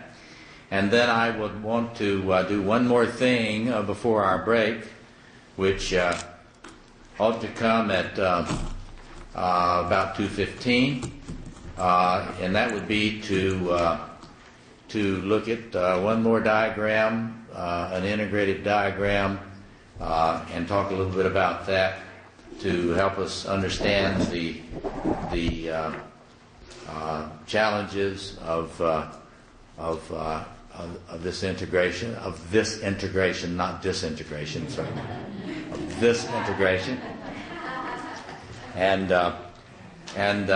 then we'll take a break at about 2:15 for 15 minutes, and then we've promised to get you out of here so that you can have a weekend at 3:30. So now after our break, I want to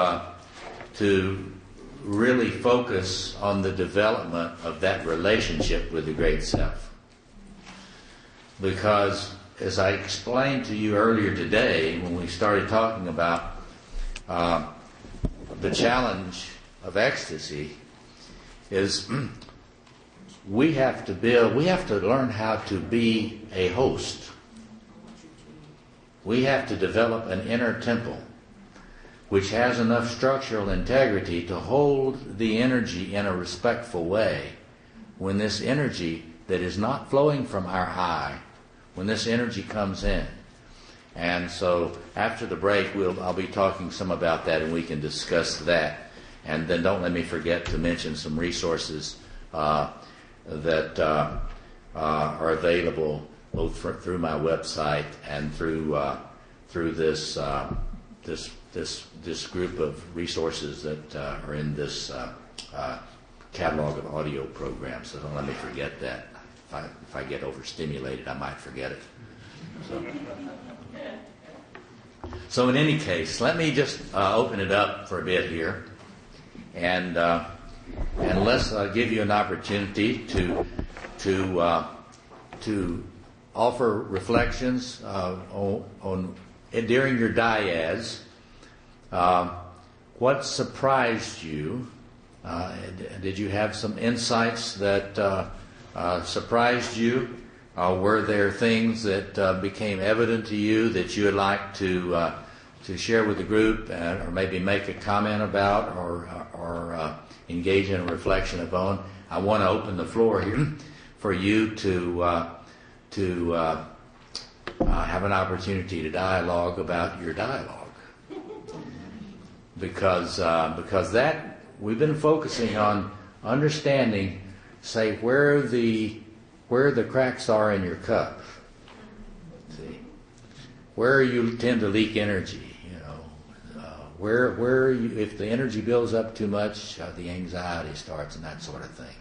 So let's just open it up, and if you will state your question, I'll try to repeat it and offer some reflections on it, or your comment from your experience. So the floor is open. Yes. One of the things in our diet that was discussed and we'd like more comment on is the diagonals or the axes. You talked a little bit about intimacy along one axis as opposed to another. Yes. And got into some discussions in trying to understand what the manifestation of those would be then. Yes. So hopefully you'll yes, that's the slide that we'll be looking at next. The questions about understanding sort of the dynamics with regard to intimacy and the dynamics with regard to differentiation. And we're going to look at another slide after we finish our dialogue, and we'll directly address that. Yes, right here. Yes, I believe I had said to you. Speak up loud so people can hear you. That I find that two of these aspects for me fight with each other. That the warrior, especially the service part, fights with the lover who wants to find joy and sensuality and do artistic things, where the other part is saying, no, what you're good at is this and you should be doing this. And I'm very conflicted with that a lot. The comment is that that she notices that within her own what I would say system self, there's a good deal of conflict between those lover systems and those warrior systems. Well, in my advanced seminars, I talk about the war of the functions, because it's very important to realize that each one of these archetypal systems tends to be what the word we could use is hegemonic. It tends to be imperialistic. And so, Jung always emphasized that you don't want to be passive with regard to archetypal energies, because they have a mind of their own.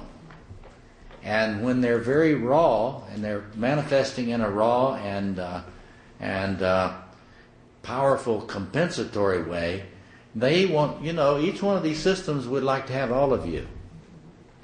So it's important, this is one of the important things to understand, that there really are built-in conflictual tensions into the dynamics of the psyche. And so there really are opposites. And why else would it be so hard for us to balance them? Because if they just balanced of their own accord, then we wouldn't have such an individuation struggle on our hands, right? So I just want to depathologize anything you might think about that, because you bet the lover side of you wants to play and it wants to rest. Took me a long time to get to the point where I could actually take a nap without feeling guilty. See? So, and so you got to have a sense of humor about this, folks. You got to understand that these we could call them the four elements. Another way of thinking about them. It requires consciousness to try to lean into to building that creative tension. The tension will always be there. That's archetypal. It's built in to the template. The question is, can we become conscious? Can we begin? It's sort of like weightlifting. You don't want to just build one system of muscles. You want to actually have a holistic approach to your musculature. And so you work out in such a way that you're trying to tone every muscle system so that they cooperate well together and they can have a creative tension. They can enable you to feel your well-being and your vigor. And there's a psychic parallel in terms of your development of your inner creative tensions. And there's another kind of parallel. It takes effort. You got to get up and go to the gym if you're going to work on your toning up your muscle systems. Well, this inner work, that's why Robert Johnson didn't call it interplay. It is inner work, and it's not easy work, but it's very rewarding work. See, that's the thing. Other comments, questions, observations? Yes. Which of these relates to the four elements? Would you share them up? I don't, there's a lot, you could give a 10-week seminar on the various ways that is examined and thought about, but I don't think we ought to get into a lot of time trying to elaborate these parallels. All of these ancient systems have their ways of, that's what Jung was fascinated with. Everybody has a sense about the fourfoldness of reality. And it's an amazing amount of comparative mythology. I don't think it's possible to integrate all those things without conflict. I mean, human beings are intuitive. They intuit this fourfoldness, and there are all these symbolic systems that address this. And you look in the 20th volume index under Quaternio, and you'll see what I mean.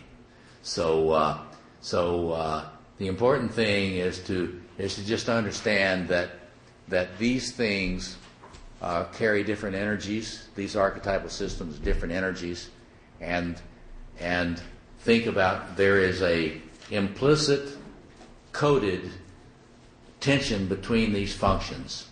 I sometimes will diagram that there's arrows taking them away from each other. The integration has to be done with your collaboration, and that's why Jung put so much emphasis. He didn't say passive imagination. He said active imagination. And always emphasize that you got to engage these energies so that they don't dominate you, so that you can respect them, value them, but not, shall we say, be roadkill for them. Jung was very concerned that we not get run down by archetypal systems. Yes, go ahead. Just more in relation for comment, I wanted to bring in a little bit of Hindu religion into this. One thing is that, in some sense, Hindu religion says that the purpose of life is to be fully realized, which is to get to 16. Mm-hmm. But it also says this doesn't happen in one lifetime. You keep getting reborn. So it's like, well, if you don't want to deal with it now, we'll come back and deal with it later. And I was told that I had actually chosen my life to give myself some obstacles, so that I don't complain about difficulties, because they say, well, this is some lesson you needed to learn, so you pick this. So you take it on as a challenge. And the other part of it is, the purpose of getting to that last thing is not so much to be happy. I mean, we always look at what is the purpose of inner work. And the common Western thing is then you'll be happier. And Hinduism says happiness is irrelevant. That's not the purpose of life. It's growth. And I think Jung mirrored that when he said that the higher self, it doesn't concern itself about your happiness. And it's pushing for growth. Well, there's about 14 different interesting comments and questions in there. And it's quite clear that the higher self, if happiness is some sort of a sentimental term that sort of allows one to not engage in struggle, I think that would be an accurate comment, because it is about development, realization, as you were saying, and I think I can certainly understand why it would be comforting for us to say, don't worry about it. You'll get to come back around again. I can certainly get that because certainly I have a lot of work to do, and I hope I can live long enough to continue working on it. See, but we're not talking about perfection. See, optimum and perfection are not the same thing. Perfection is something that is a utopian archetypal fantasy. Let it go. We're humans, and yet optimal in terms of who you are, where you are in your life. There is an optimal place that's realistically possible for you that is better tuned than where you are now. And so that's the thing I think we need to hold to. We need to. Human beings get tired and they want to settle. It's called resignation. Tillich talked about the tendency toward despair. And you know, there's really hot types of despair and there are kind of cooler types of despair, which I like to teach courses on despair and hope and things like that. Despair, hope, and courage. And that's all related to what you're talking about. So it takes a lot of courage to keep us moving on trying to not get into despair and resignation. So other comments about what you thought about or what you engaged when you were doing your diet? Yes? Continuing her talk about gratifying conflicting archetypes. Yes. I've experienced that in wanting to enjoy solitude and then to enjoy being with other people.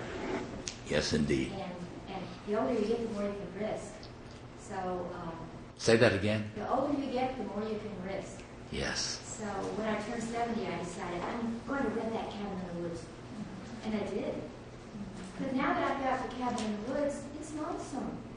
Yes, indeed. Well, you're anticipating this next slide. She said that she notices a tension in herself between solitude, which humans need. Humans don't need loneliness, but they need solitude. And she then notices that when she's gotten she's had the courage, which we have to admire, to actually make it happen that she can have a cabin in the woods. But then she notices that I can be lonely there. And so that's a really profound comment, and this next slide will help us address that. Yes? And a reading that I had on Ananda, who was an attendant to the Buddha, and when Buddha died, he grieved and grieved and was crying and crying, and the other people came in, the other monks came in, and it's like, why are you crying? And actually it was tears of joy, because until the Buddha died, he could not attain enlightenment because he had been projecting onto the Buddha, that spiritual self. Interesting. So, did you hear that comment? She's saying that there's a story in Buddhism about one of the Buddha's disciples weeping and weeping after the Buddha's death, and they asked him, well, why was he weeping? He said he was weeping for joy because he had been projecting all this stuff on the Buddha. So now he was capable of withdrawing those projections and seeking to integrate his own enlightenment. See, that's one of the things, if we had more time, I would ask you to think about, well, who do you idealize? There's some lectures in my audio availabilities called Evil and Idealization. Because whenever you're idealizing someone else, putting them on a pedestal, making them more than human, you're losing your own selfhood. So always pay attention to who you tend to idealize, because that's a profound insight, I think. Yes, back here. Where would you locate a tendency toward obsessiveness or perfectionism? Is that with the magician energy? The question is, where would we think about a tendency to obsession, and what was the other thing? Perfectionism. Well, you know, the God self in you, if you're not consciously relating to it, you know, in your own inner life, if you're not consciously relating to it, it will tend to manifest compulsively in a form of perfectionism. So you will tend to experience a crushing pressure to be perfect, because the archetypal self in you is impatient. But one has to get conscious that one needs to differentiate from that source of the pressure to be more, because that's what it does. It you know, in the early moments of your, and we're going to be talking about this after the break, as you're trying to develop a conscious relationship to the great it, I sometimes call it, the great it, in order to avoid labeling, then you have to understand that it doesn't go away when you ignore it. It manifests in less helpful ways. And so if one struggles with perfectionism, it's probably a little merger with the great it, because we're humans and we're not going to be perfect. And so when we are feeling crushed under a pressure for perfection, there's a kind of an unconscious identification with the great self. And look, we all have a tendency to read my Facing the Dragon book about that. We shouldn't ask ourselves, are we grandiose? We should ask ourselves, how am I grandiose? And the grandiosity comes, see, just the other part of your question, the grandiosity comes in all these quadrants. A lot of people think that the only really grandiose people are the narcissistic, the independent types. That's not true.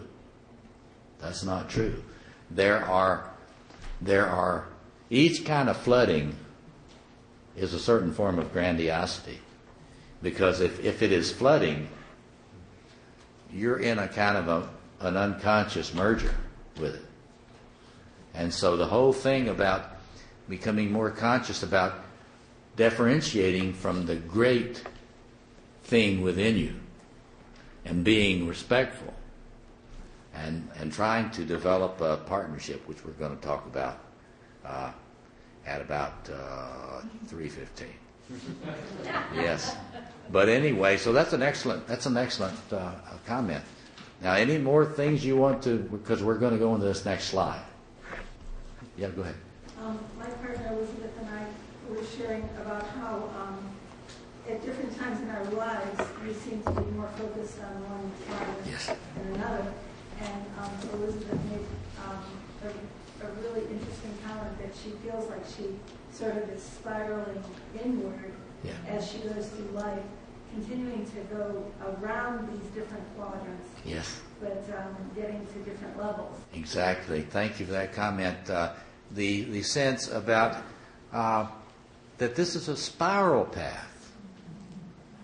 I like to call it learning to dance the four quarters, because there's mythic images of Shiva dancing the world, and each one of these quarters, you don't want to camp out there. You know, you want to figure out whether you're in a kind of a cul-de-sac, an archetypal cul-de-sac. You know what a cul-de-sac is. You know, that's a street that doesn't go anywhere.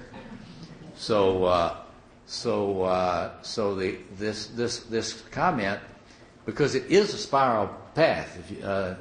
In the handouts that we gave out last night, there is an image of the spiral journey toward centeredness, and so that's a very profound comment. And the important thing, though, in the comment that that one feels that one continues to go through the different quadrants, but hopefully beginning to be able to draw upon them more creatively at a new level.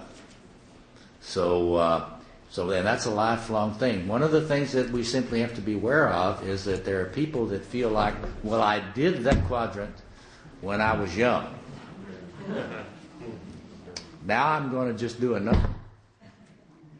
But that's not the way to wholeness. Because you still need all those things you learned when you were young. And the idea is to not leave any of these potentials behind, because you can say, I've been there, done that. Yeah, but that's, you need all of this, all the results of all the work you've done. So for example, if you're somebody coming up in the midlife and you're getting to be a workaholic, you need to take stock, stand back, and remember how to be connected in a personal way. And if you're getting to midlife and you're simply sinking in the swamp of feelings, and that's what a lot of men do when they reach midlife. They start. They never had any feelings before that they recognized. Then it starts coming on, and if someone doesn't help them, they will begin to disappear into all the pain and all the feelings. So we want to remember what we had, what we developed when we were younger. Don't leave it behind. That's the thing. Don't leave it behind. Try to find a creative new way to draw it. One last comment before we move on to these. Yes. Yeah. Question. Would you say something about the role of humility in this journey towards individuation and realization? The role of humility. Absolutely. We're going to spend all of our last hour about that. Okay? Because the whole process, and those of you that didn't get the handout that we passed out last night, apparently that we didn't have enough copies, Gina may be able to make some extra copies and make available to you at a later time through the association. But in any case, the process of individuation and coming to greater consciousness is a path of increasing humility, increasing possibility of humility. Not self-deprecation, see, but humility. And we'll talk more about that after our break. Any other comment? Let me go to this next slide, because it's related to a number of things people have said. Here, of course, is you've all heard of, if you're Jungians, you've heard of autonomous complexes. And I just want to spend just a second on this.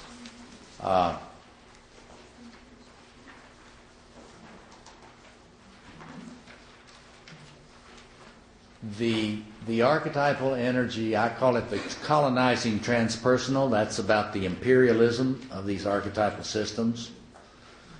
You got to ask the question: what archetypal system tends to come into my subjectivity and deform it? That's what we've been talking about in the dyads. And it's autonomous as a complex to the degree that we do not realize how much it's distorting our everyday consciousness.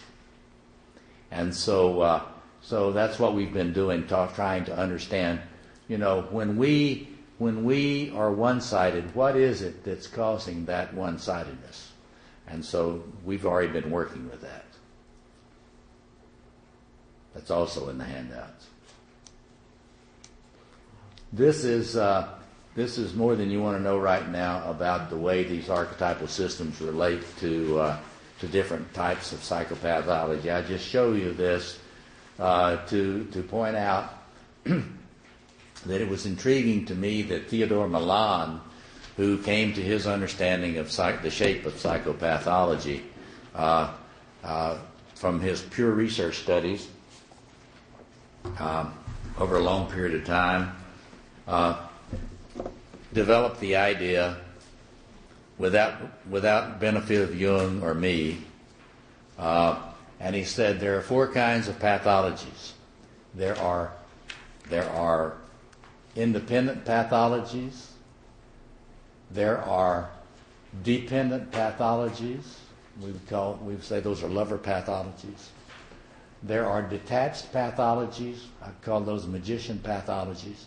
And he talked about ambivalent pathologies because he wasn't directly addressing the aggression. He began to do that more in some of his later work. But if you start being too assertive with your intimate relationships, you will encounter a fear of abandonment. If you start having a difficult time regulating your aggression toward your intimate partner, you will be ambivalent because you will know that the tie that binds can be broken by unregulated aggression, right? So I don't want to spend more time on this. There are a series of lectures on this that are available through my website or ordered through this camp. But this is very elaborated. I go into this a lot in this book on fragmentation and integration in the personality. So this is the slide that I just wanted to have us look at some more. And the question about intimacy, capacity for intimacy and connectedness, and the capacities for differentiation. I'm just trying to show you how this model relates to some other theoretical models, so that we can just get a sense that it's not all random. That there really are these different dynamics that are being discerned by different theorists who are not Jungians. And one of the things I want to point out here is the point of view of the great family systems theorist Murray Bowen, who said there are two forces in the psyche. He said one presses for fusion. That there's part of you, this is related to the comment about the cabin. There's a part of you that really wants to really be with others, and even it presses it, there's a pressure actually to merge with others. And yet, if that force for fusion gets too strong, you start having tremendous anxiety about disappearing into the other person. And so Bowen says, so there's an opposing force. And that's a force that goes in this direction. It's differentiation. And Bowen makes it very clear, you're not going to resolve that tension. Yeah, that's right, because it's an archetypal tension. And I think Bowen is right. The only quarrel I have with Bowen is that he doesn't talk about the different ways you can try to fuse. And so there's the lover way of fusing, which is idealizing the other and wanting to disappear into them. And there is the royal way of fusing, which is, this is what happens when a parent loses their boundary with their child. And they want to nurture that child, whether that child wants to be nurtured or not. You follow me? And so this is the realm. So I'm not quarreling with the idea that there are forces for fusion. I'm just trying to say that if you fly down lower and you look at the ground, look at the territory, there are two ways people fuse. And just in the same way, if you get down at a lower altitude, he's right that there's a lot of pressure in your psyche toward differentiation and not merging with others. But there are two ways people form differentiation. Some of them use active strategies. They develop actually very firm boundaries, and they can be intimate with others without disappearing into the other. And one thing to think about that's very important to develop that, because if you don't develop that, intimacy will become really, really very anxiety-provoking, and then you will have to detach. The other method is using the magician method, which detaches and goes away. And so what you'll see happen a lot of the time in relationships is people will get into a relationship, but if they are fearful that they can maintain their boundary and be in relatedness with it and keep the boundary appropriate, permeable, but still the capacity to have a boundary, then often a person will have to go away because the anxiety and fear of being consumed by the other person is too great. Does that make sense to you? You see that? So in any case, what I like to point out to people is that if you look at the way a person's system is structured, some people, the ones that are heavily developed in these two systems, and less so in these, they're going to have problems connecting personally to other people. And they're going to have a difficult time understanding why. And by the same token, people who are organized here in this kind of way, they have a hard time letting other people differentiate. Do you see what I mean? And so this is an important dynamic to be able to see, because one has to develop the internal psychological structure, which is a creative tension. It's not like a rigid structure. It is the capacity to hold these tensions together because of the inner work you've done. Does that make sense to you? Let me just open it up and see if you follow that. Because integration is going to require the ability to not see those options as a zero-sum game, that I'm going to choose one or the other. Because if I choose to be alone in the cabin, I will start longing for connection.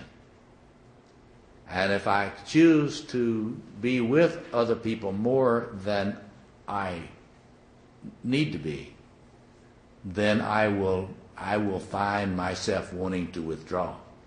So what would be a solution to that? You would try to consciously to make time for both needs, and to be, as I said earlier, keep a sense of humor, because this doesn't ever get resolved. This is something we have to learn to be creative about managing in ourselves. Yes, okay. Well, one thought I've had as I've listened to this is that the role deprivation or austerity may play in this process. In other words, you can look at this and you can say, well, like a corrective emotional experience, we just simply put the person in a role where they can actualize the lover or where they can actualize the warrior. Mm-hmm. And certainly we do that sort of thing. Mm-hmm. But at the same time, life doesn't always work that way, or perhaps it rarely works that way. Right. Over against that is sort of a contrapuntal of deprivation, of longing for that comes out of the absence of. Yes. And I'm thinking of the idea of the enantiodromia. Yes. That this tension leads to crisis. That often is how the manifestation of that energy does come about. It's not always in the linear, through an opportunity that is like a corrective emotional experience. It's often felt through angst, pain, psychopathology. Absolutely. As the symptom becomes the door through which. No question. No question about that. Enantiodromia, it's one of those great old Jungian terms, that if you press on one side of an opposite too far, it will return through the back door. It will always find a way to come back. And what I would like to just say to that is, I think that sometimes we are too passive in allowing people to wander around and not get enough awareness of what is missing. And so they, in other words, no one has tried to help them get a sense of how their psyche is, consciously get a sense of how it's imbalanced. So I don't think it is. I don't think it's a good idea for a therapist to be waiting. The enantiodromias are going to happen. Yeah, they are going to happen. And but this is where I differ, for example, from Ettinger. Ettinger is a little bit too laissez-faire with regard to letting people sort of twist slowly in the wind before the forces of the archetypal self.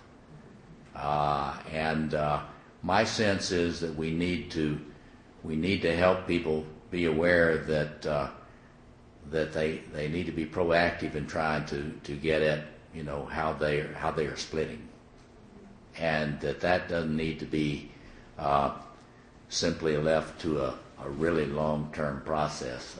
People can learn how they're splitting fairly quickly if they get the right help. So, other comments about this? Let's see, we've got. We're gonna take another break here in a little bit. Yes, I just wanted to point out here that we've got these systems, and we have to be, if we're working with ourselves, we gotta think about ourselves in terms of how many of our marbles we've got in the differentiation basket, and how many of our marbles we've got in the relational basket, because it really matters about how one shows up psychologically. Yes, your comment. I just wanted to ask you, is it any accident that I keep seeing how much this is like Buckminster Fuller's tension structures? Is there any good reason why this model so much resembles Buckminster Fuller's tension structures? Well, Buckminster Fuller was really quite a genius about understanding the geometrics of physical forces, and so tension rather than compression.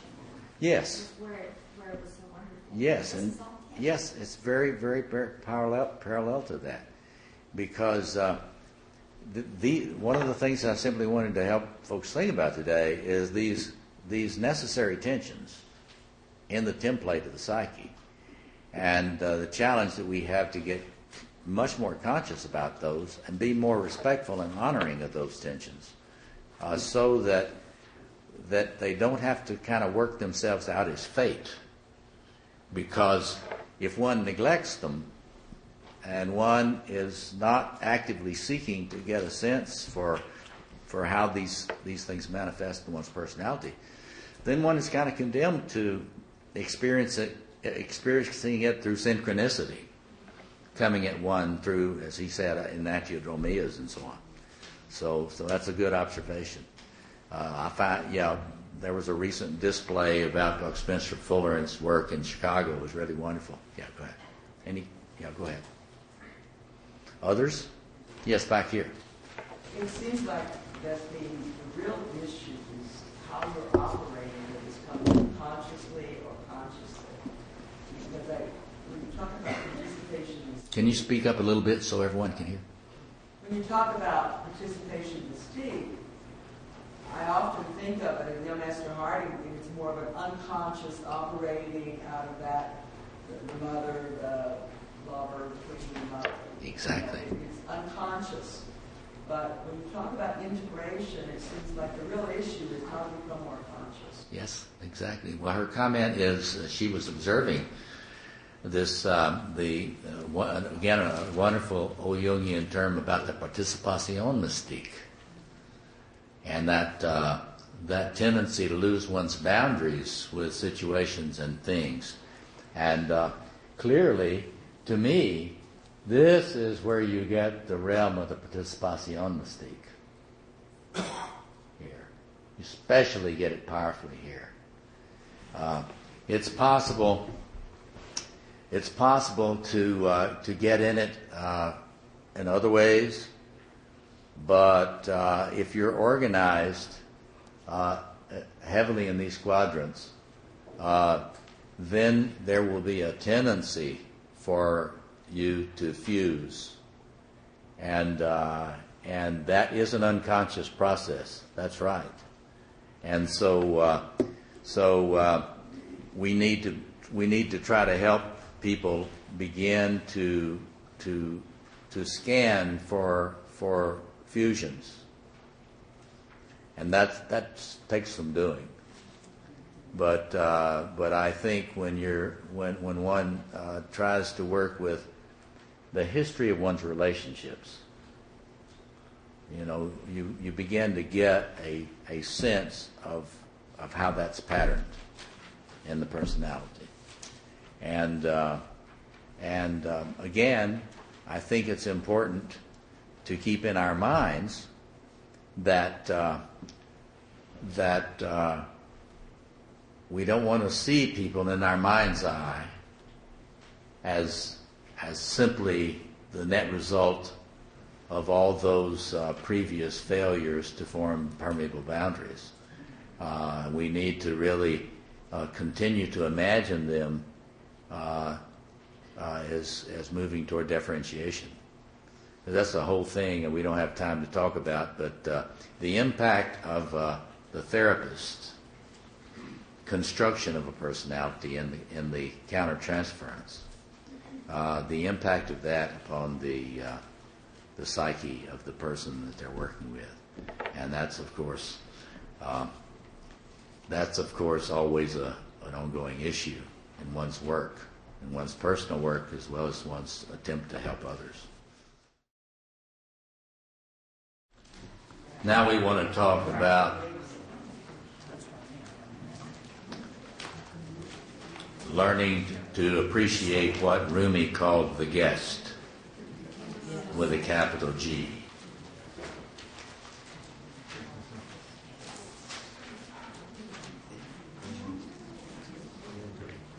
So we've been working with the challenge of consolidating your system self.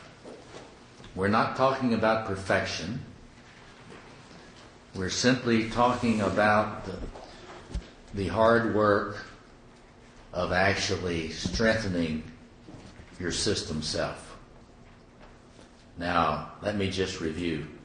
Why have we been talking about that? It's very simple.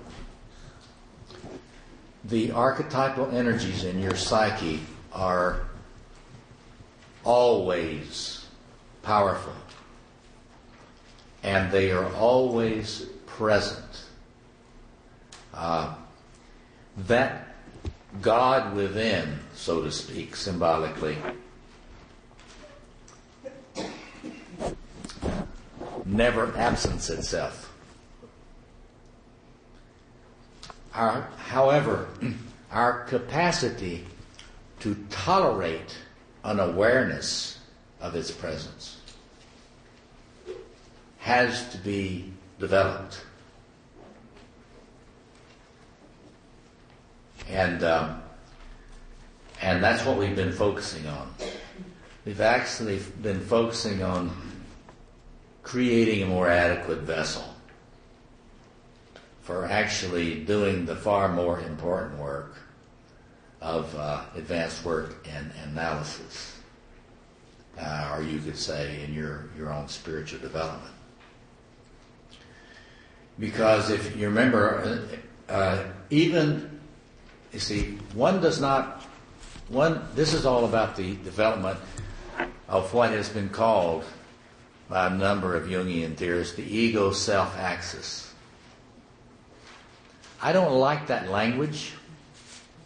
I know what it means, but it's much too mechanical. One, in order to actually be a good host for the presence in the psyche that is not you, that is not your I, and is not even your system self. This is what Jung was so aware of. And of course, if you do not have a sense that there really is a center beyond your ego in the psyche, people that have no capacity to contemplate that, have no theoretical, people, your theories limit you. Theories are useful insofar as they help you see and understand phenomena. But a theory, there's no such thing as a perfect theory. A theory can mask reality as well. And so there are a lot of contemporary psychological types, psychologists and so on, who, if you spoke to them about entertaining a guest in your psyche, would consider you to be having ideas of reference and consider you, frankly, psychotic. And, of course, that's been the Freudian attack on Jung forever, and still is, because their theories actually are boxes. They do not allow them to realize that the human consciousness is connected to something much greater. Now, there are many ways to conceive of that greater thing. One does not have to use a particular language. There are lots of different languages for the capacity of consciousness to acknowledge that it's connected to something bigger. And one of the interesting things now is a lot of the serious scientific research that's being done in terms of consciousness and its capacities. That's really spooky to people who are still locked in a 19th century scientific paradigm. But in any case, the capacity to understand Jung's original sense that there is something really quite great. Sometimes he would call it Mercurius, and but that there's something great in your psyche, and it let's put it this way, it doesn't respond well to being ignored. And so in any case, our conversation now is about the importance of trying to get beyond the I to a sense of the we that is a better sense, a better way of talking about what has been called the ego archetypal self axis.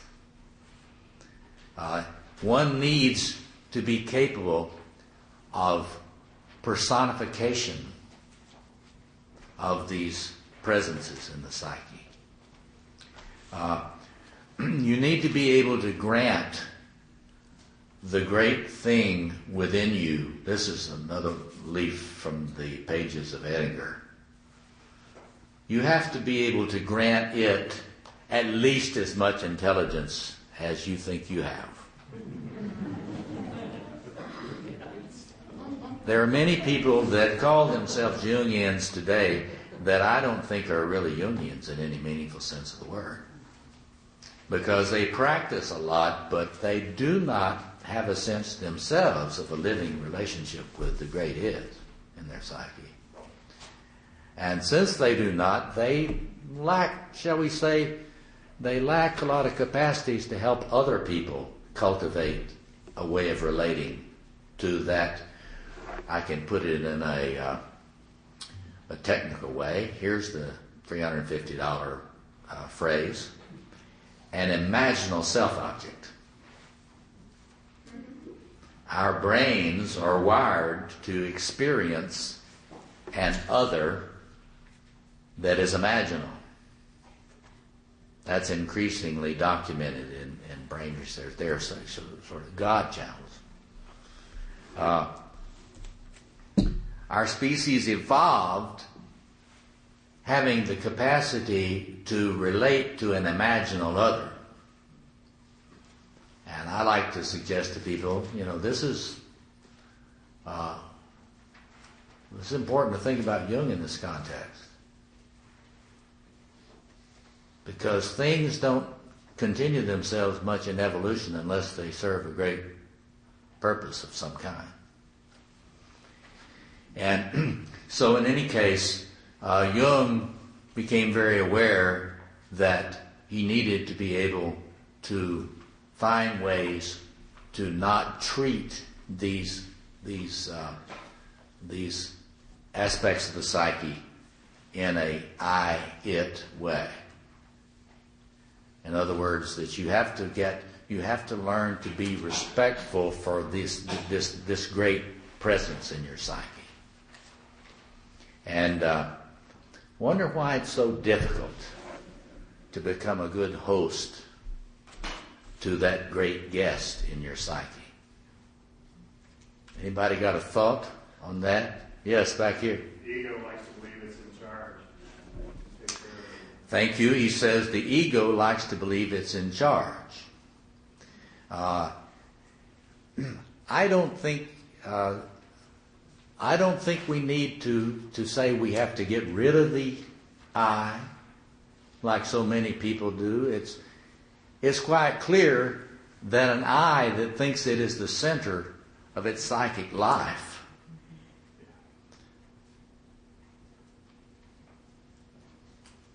person that thinks that is usurping a lot of things that really don't belong to it. Let me just point out one thing. There are all sorts, remember that high performance personality I talked about who's really got these four energies chugging and have really churned out a lot of creativity? They tend to be convinced that that's their creativity. You see? And they also have a great deal of trouble experiencing gratitude for the gift of their creativity. And so, we got to have empathy here too. Because if one has not developed a solid enough system self, it may be really tremendously anxiety provoking to begin to open to the idea that some people call it the source. There is a source of my creativity. And then if you look at the part 5 in that 2007 revised edition of The King Within, where I discussed this stuff for the first time, actually, out in public, This is the greatest task of the personality. Once developing a solid enough cup, one's going to have to empty it. I sometimes like to pour things out to demonstrate that. I won't mess up the table here today. But there's got to be an emptying of your cup of I-centeredness. It's very interesting. The great woman analyst, great analyst in Neo-Freudian tradition, Karen Horney. She noticed that there are all these different self-images of the individual. There's an image that is despised, the despised self. There's an image that is a crushing image of the perfect self. And it's very interesting clinically to notice that neither the self that's trying to live up to its perfect image, nor the self that feels it is the despised self, the image that feels it is despised, neither of those can feel gratitude. Neither one can feel gratitude. So a lot of the great spiritual masters of history have used this as a litmus test. Are you able to experience gratitude? Because if a person actually thinks it's all about them, and it's really all about me and my creativity, then my cup's already full of something, so I'm not going to be a very good host for the presence of, as Jung would say, Mercurius. Jung talked a lot about the what he called the dark side of the self. I've spent a lot of time thinking about that, as you'll see in some of my lecture series. But the way I tend to think about that is that if you're not trying to open up and develop a sense of we with that great partner in your psyche, out of which you have emerged, and with which a creative partnership is possible. Now, working at this task is probably the most important agenda for us to imagine going forward. The actual capacity to cultivate a sense of we. I like to say a growing respect for the gift that I have, the gifts I have been given, the gifts that I am being given, and to be more open to what it would like to do with me. I work a lot with people in active imagination, with active imagination, and it is possible using active imagination. Of course, this is where the power of active imagination and dream work comes in, because if you are aware that there is really an other with a capital O manifesting in your dreams, it's different from looking at those dreams simply as a manifestation of complexes. You follow me? And there are folks that want to focus solely on complex theory and work at what essentially, in my view, is an ego-psychological approach. Because complexes didn't originate with Jung. There's a sense of understanding that, a lot of people have a theory of complexes. The object relations theorists in particular, for example, they have a very sophisticated view of aspects of complex theory. But what, in my view, is uniquely Jungian is the capacity to understand that there really is this great other in the psyche.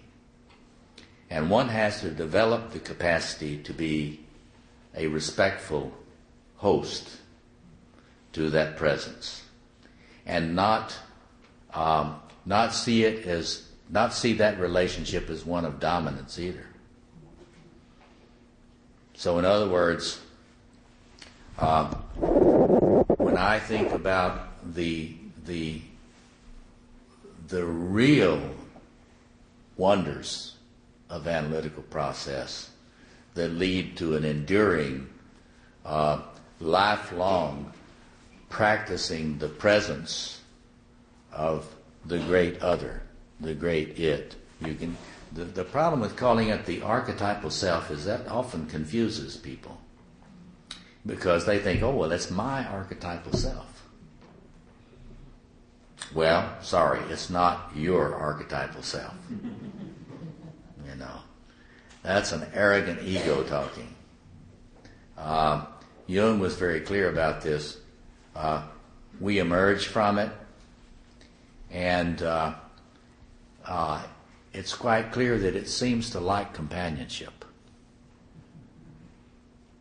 And my wish for contemporary Jungian psychology is that they not continue down the road they're going now in terms of de-emphasizing the importance of that relationship.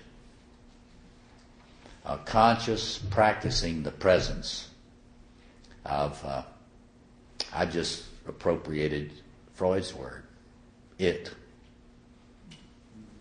Are you saying ID or IT?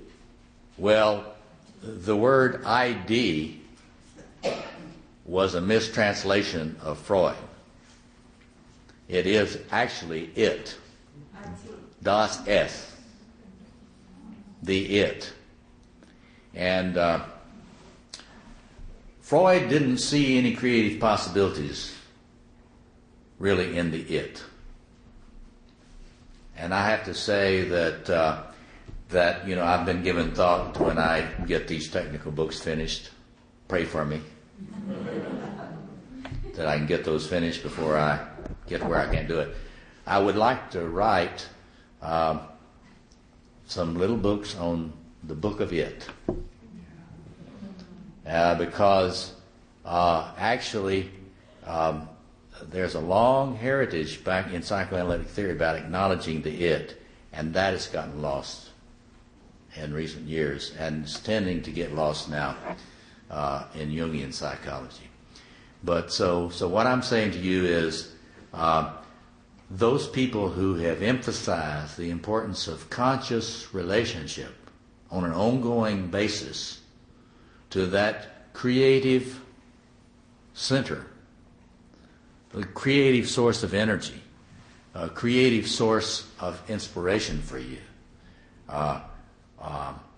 a psychological reality in your psyche that wants to be in a creative communion with your I. So Edinger really had a sense for this. He tended to interpret it sort of darkly,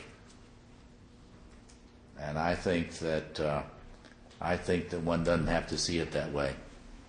In any case, the challenge of beginning to open up a capacity to be receptive to an agency from within you that is mercurius.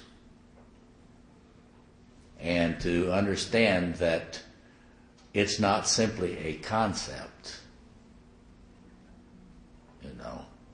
and it's not something one possesses, because the I will constantly want to return to the center.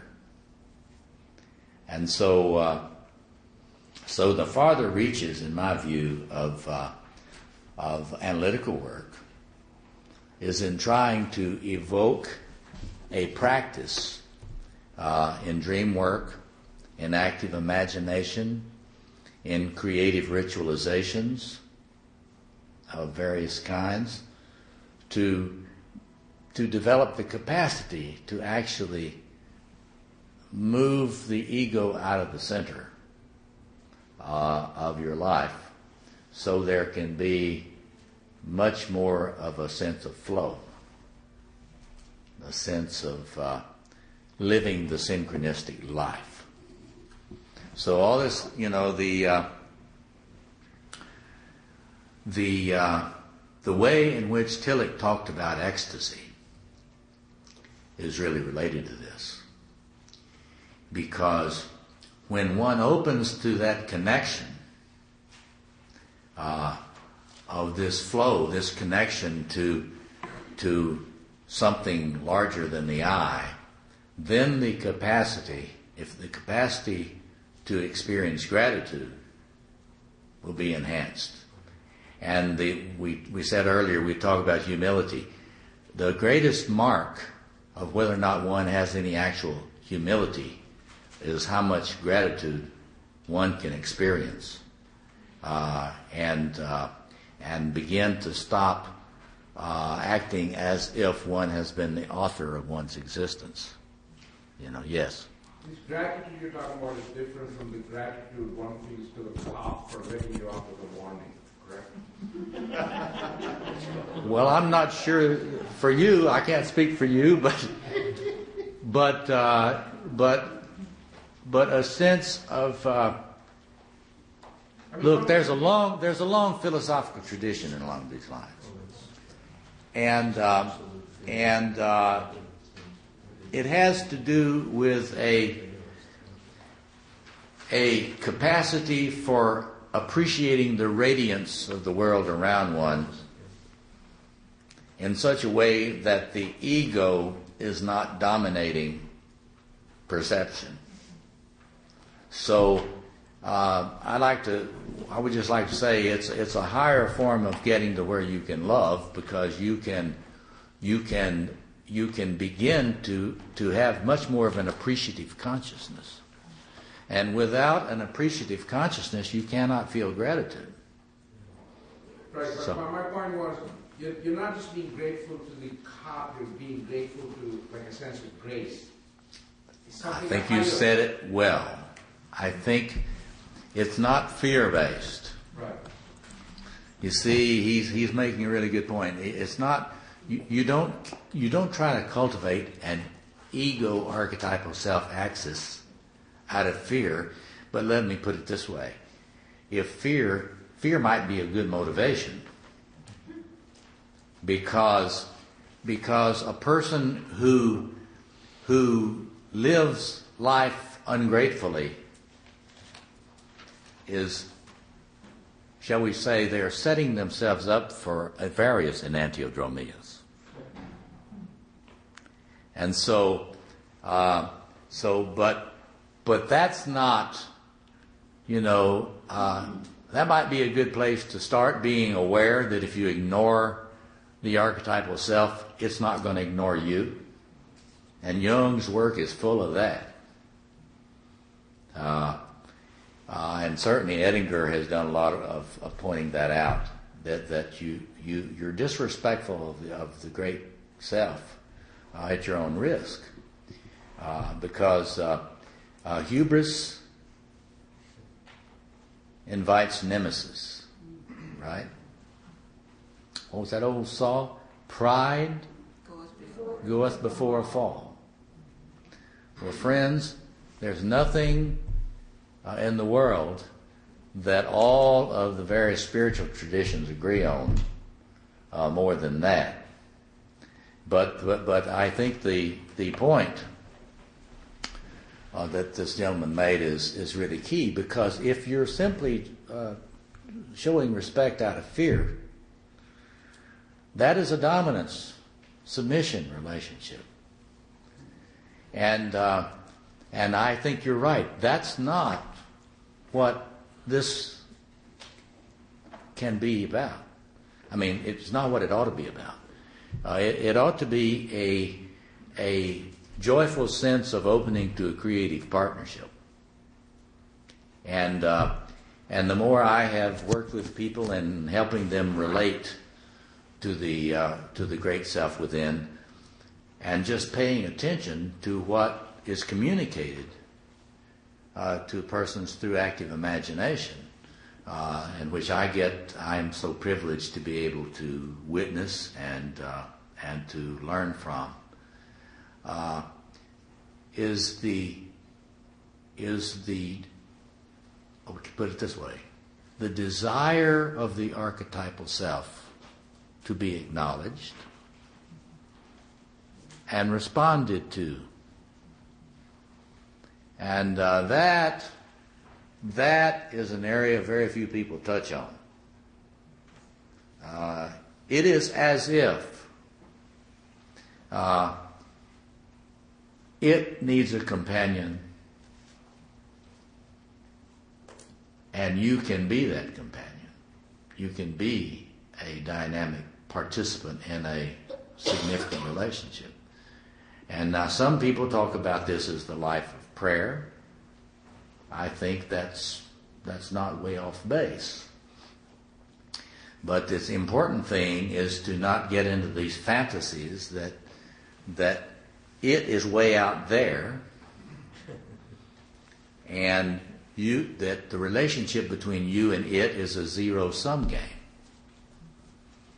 If you have the idea that the more you suppress yourself, the greater it is, and vice versa.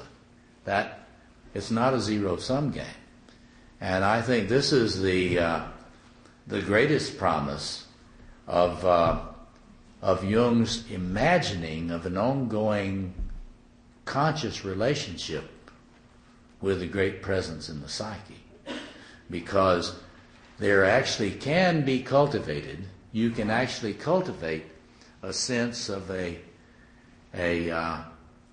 joyful partnership and collaboration with it, and it's possible to really cultivate the sense of we with it in the way you're practicing your. I say, somebody said, well, what do you think spirituality is?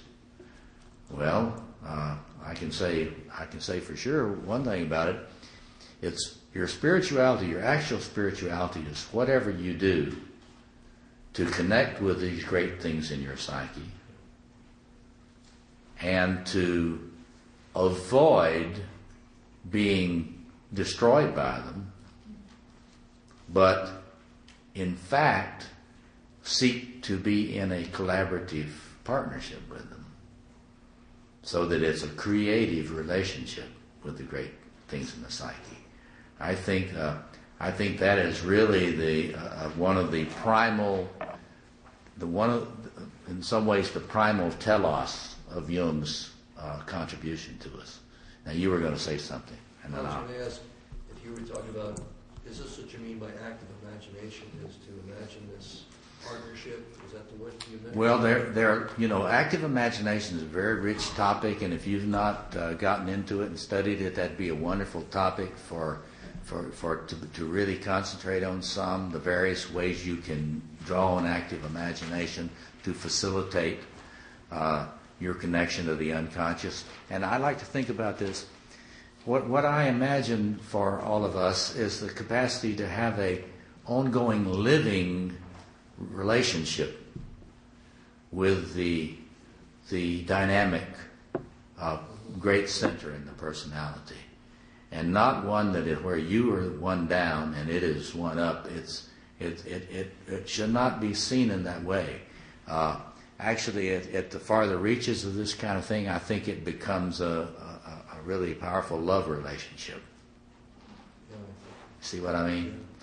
And a very interesting thing, there's a lot of reasons to believe from studying comparative spiritual traditions that it's very interesting that if you don't attend to that relationship, your human relationships are going to be more disordered. You can think about this in terms of kind of take a leaf from family systems theory. Human beings have a tendency to triangulate, to stand dealing with other humans. And that means when I'm trying to relate to you, I will become so anxious in my relating to you that often I'll have to triangulate. I'll have to try to bring in a third. It can be a dog. It can be a new project. It can be a lover, an extramarital lover. But there's a tendency in the struggle to try to achieve intimacy that we will move into a triangulation. I would suggest to you that the most important creative triangulation is when you open yourself to the relationship with that imaginal self-object, which we could say is one way of thinking about the God imago within the psyche. But what I'm concerned about is a lot of people, the way they talk about it as if it is an object. And when I speak of the great it, here's the way I want you to think about it. What I mean about the great it, I'm not depreciating. I'm trying to have some humility about labeling. And so you know the Book of Kells? You don't know the Book of Kells? It is this wonderful illuminated manuscript of the Celts. And there's all these jeweled letters in that. You've got to look that up. I mean, it's beautiful jeweled letters. And so my fantasy about how you would write it would be in a very, very elaborately jeweled I and a very elaborately jeweled T. So it's quite clear that you are not attempting to depreciate the other. See, human beings love to try to capture others in language. We try to think we know we can express the other, and we do that to humans all the time. And humans can't be captured in language. When you're trying to do it to people, trying to sum them up in language, you're really folding and manipulating them. You're sort of stapling them. But it's even more true of the great other in the psyche. So I would just say that we need to regain some sense of the actual farther reaches of analytical process.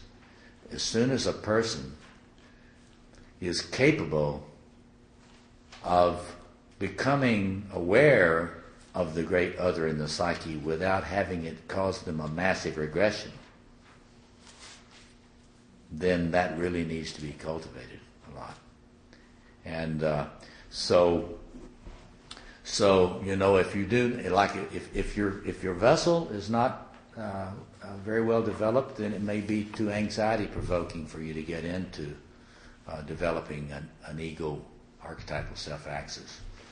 But one doesn't have to wait till you're a high performance personality to begin opening to that.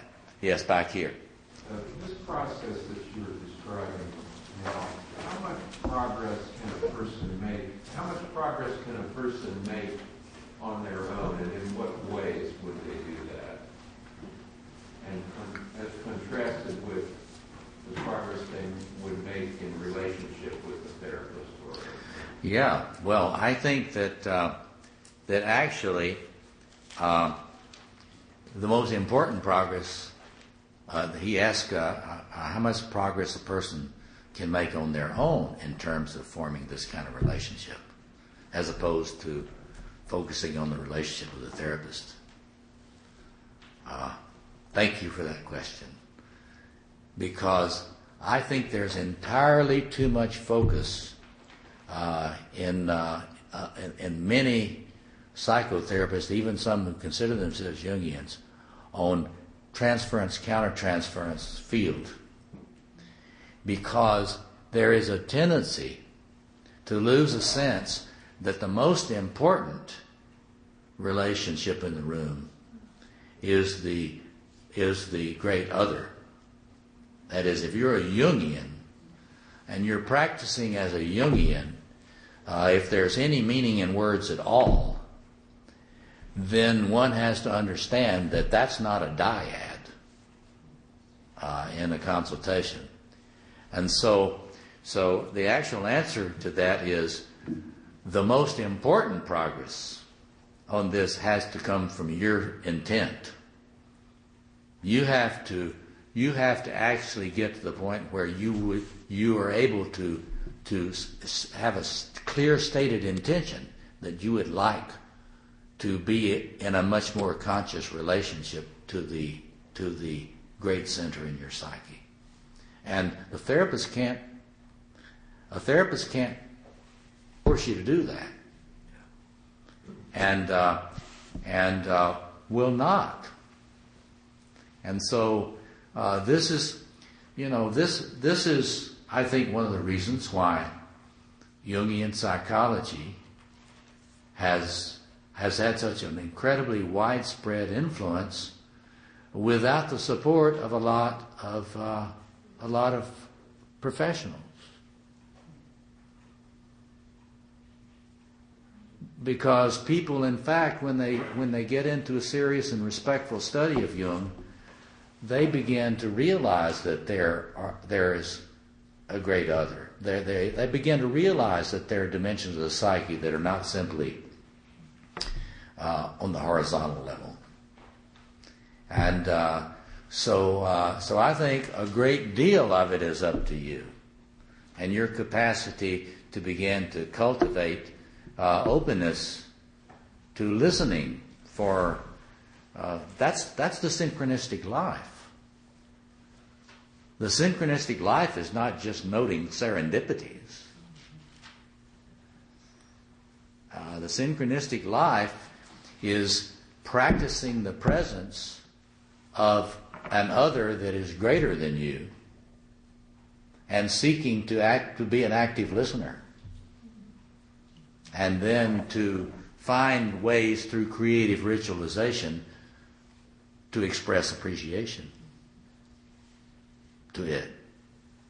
Now, it's very interesting, and now I'll shut up and we'll have some more comments and questions about this. But our forebears around the world in different tribes put an enormous amount, from all around the world. If you study comparative spiritual traditions, our forebears put enormous amounts of their gross domestic product into seeking to formulate ways of relating to these transpersonal energies, realities. And what's been happening on the planet for quite a long time now is that we've become more and more ritually tone deaf, less and less capable of realizing why our forebears did that. Because with the development of the Enlightenment in the 18th century, people repeatedly in the West consider all that's just superstition. You see what I mean? Well, actually, they knew a lot of things about the way to live life without becoming a global consumer, And so we have lost an amazing amount of wisdom from those traditions. Well, what do we need to do about that? Well, it's time for us to, there's a lot of talk about being postmodern these days. Jung, in my view, was the first real postmodern thinker. A lot of what people call postmodern in the universities today is hypermodern. It's not postmodern. Jung was the pioneering postmodern thinker. He was able to affirm the gifts of contemporary science, the best at his disposal, and yet he was not so arrogant that he would assume that the old peoples of the earth did not know something that the modern West doesn't know. You follow me? So when I say there are a lot of ways, and there are many discussions of this in my lectures that are available in this. And I'm increasingly putting free downloads of a lot of my material on my website at robertmoorephd.com, and so there's a lot of material available that talks about working with this kind of formulation of a relationship to the great other. One in particular is a series of lectures called Practicing the Presence of the Other Within. So in any case, we've been spending a lot of time this weekend preparing the way for ecstatic experience. But the real experience of ecstasy comes, that is to say, to be able to stand out of yourself. It means standing out of your I. Not being trapped in your I, beginning to be able to open to the flow that you are a part of, the creative flow, I might add, the enormous, wonderful energy flow. So, let me just open it up. We've got about 15 minutes. I'm about to lose my voice here. Go ahead. I'm curious, my last question for you is, what part of what you told us today came through you, and what part of what you told us came from you? It's a mix of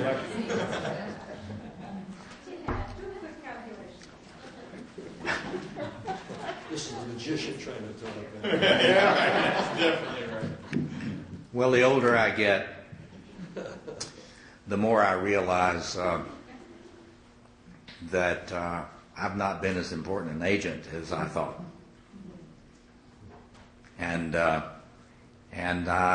so I have gotten more grateful about the things that it has provided me with, and I still work on that.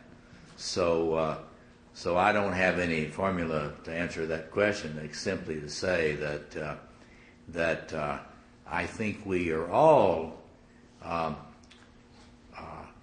communing with creative energies that are far beyond the I. And it's very interesting. There's a lot of increasing evidence about the way in which we are not discrete entities. We are in dynamic energy flows. It's like we are part of a tremendous creative energy flow. So, the thing we Jungians have to offer the world, I think, is a way of not depreciating the I. We don't have to say you've got to get rid of the ego. We have a way of saying, actually, if you open to the great guest in your psyche, you will actually become more radiant. You won't get less radiant. You will experience a synchronistic life. That is to say, there's a lot of reasons to believe that when you open to that flow, you don't become less, you don't become more passive. You actually you actually enter a creative river of energy, and that is, I think, that is not perfection. I think that is actually the possibility of that, even though we need to be able to think about ego-self axis in far less impersonal way. Jung's capacity to actually open that dialogue with his own pioneering efforts, shades of the Red Book that are that's just becoming available. That is an enormous gift to the world, and it's one that we have a lot of work left to do on. So yes, you're going to. That's one. I appreciate what you just said. And that's one thing I like about the ego self-access notion. That I can understand what you're saying about the mechanical part, but the idea that there is a relationship. It reminds me of a saying by an Indian sage that the eye that locks us out is the portal that lets us in. That deep within our subjectivity as a mystery, kind of like a mirror image in some respects, that we're looking outward, we see it one way, and we act as if we, in a narcissistic sense, are encapsulated, but at the same time our consciousness is pressing against a great mystery. Now, can you hear him? He's really quite eloquent. That our consciousness is actually pressing against a great mystery of infinite value, which is the self. Absolutely. And it's found also in Indian psychology. Yes. There are the Atma, which is say the soul has 18 aspects, and one of them is the ego, or what we think of as the ego. Yeah. There are a lot of precursors. The old peoples of Earth understood far more about this than we do today. And that's why I think intuitively there's so much interest today in trying to reconnect with those old traditions. I think Jung, and I've always believed it, Jung gives us a way to honor all of those traditions without becoming tribalist again. The answer is not to become an Apache, with all due respect to the Apache.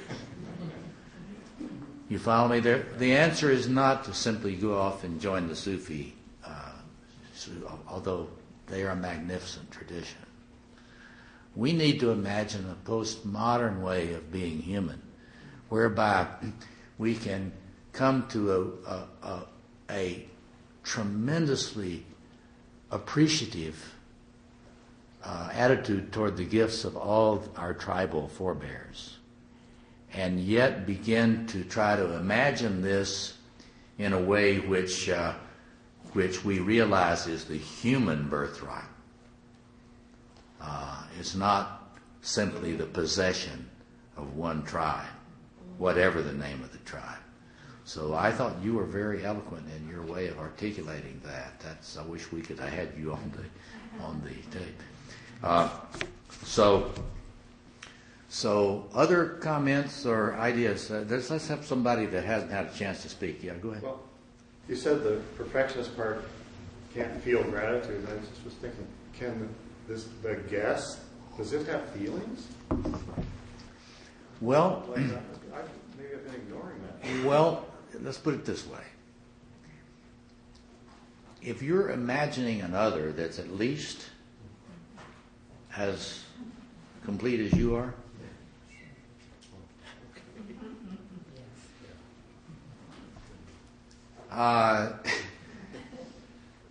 it's very important to, if you're seeking to be respectful to an other, whether it's a human other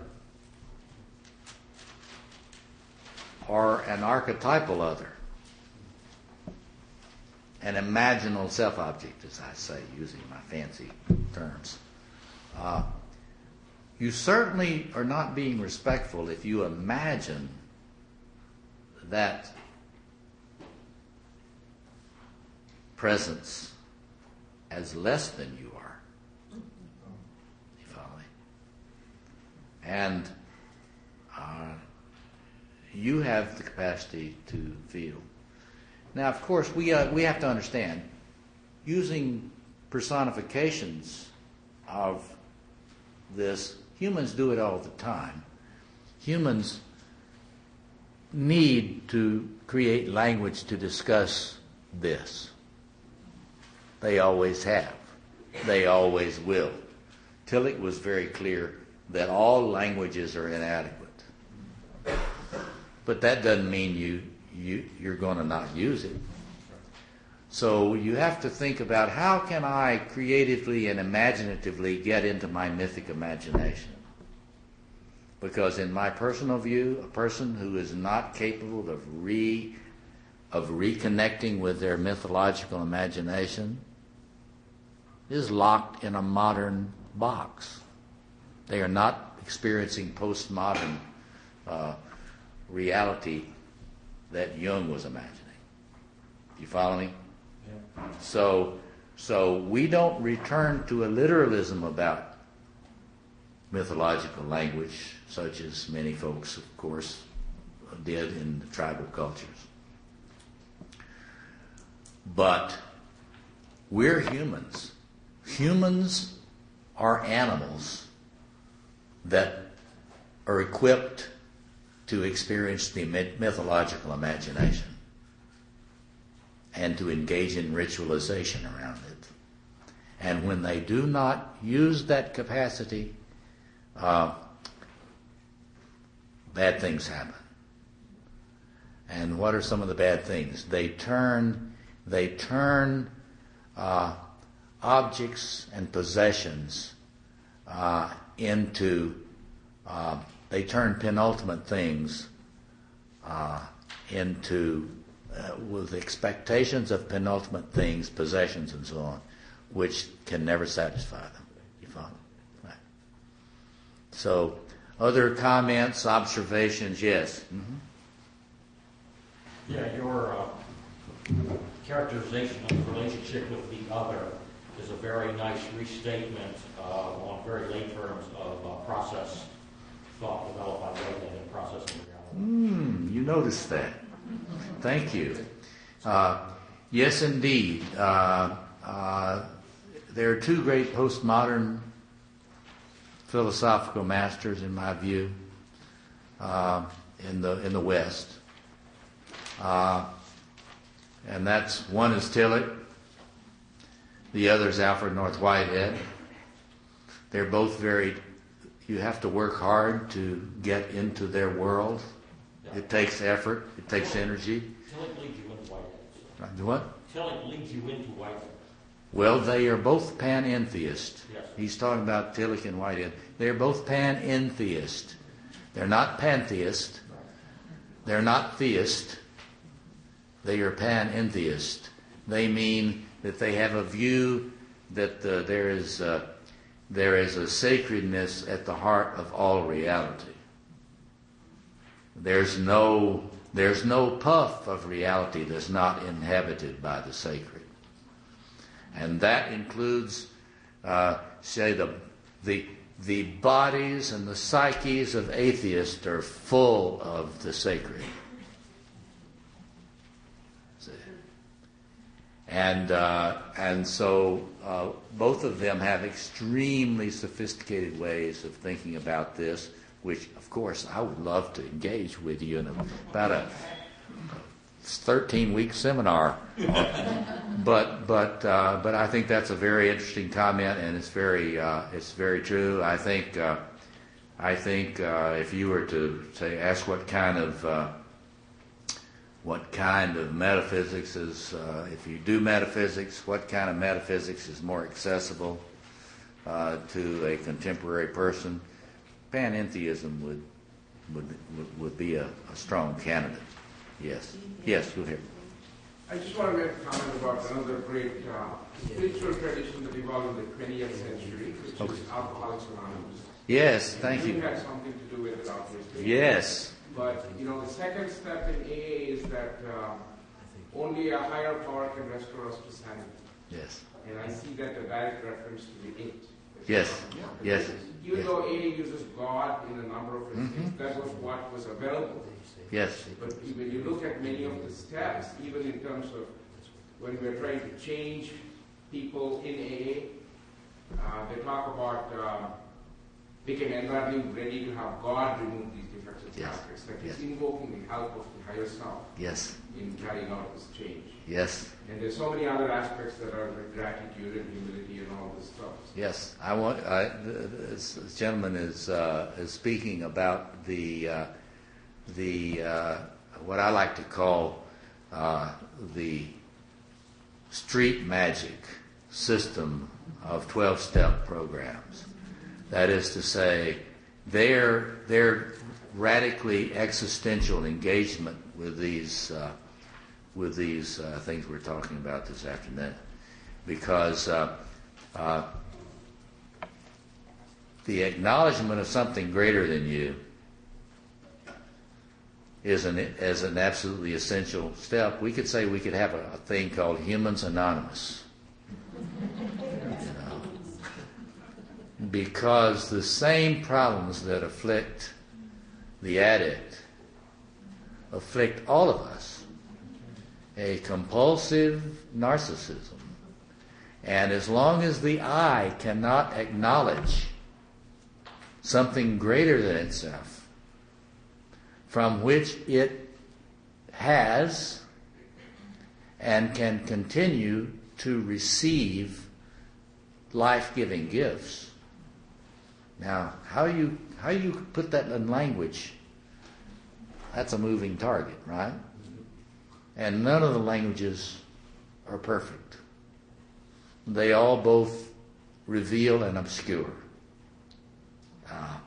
Jung was very clear about that. Tillich was certainly clear about that. Whitehead was clear about that. Many other great mystics have been clear about that.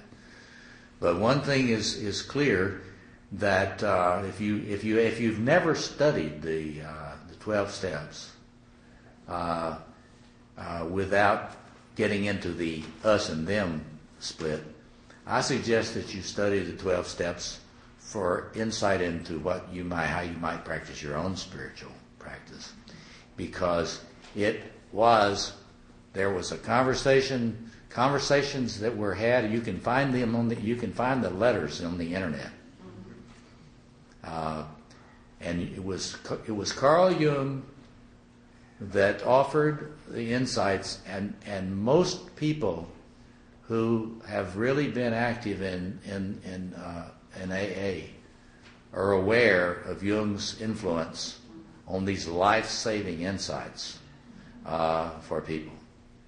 And so we're going to need to stop. I promised you we'd stop. But those insights, they are life-saving and life-giving, in the sense that as long as even if you're a high-performance personality, like that one on the diagrams, you are going to live in a way that does not really bring you satisfaction. And the reason is, it's too much about you. It's too much about you. And I think at the heart of AA, and some of the deepest truth that they lift up that we should all admire instead of depreciating, is the sense, well, your life is going to get a lot richer if you can let go of that sense that I am the center. So I want to just close with this.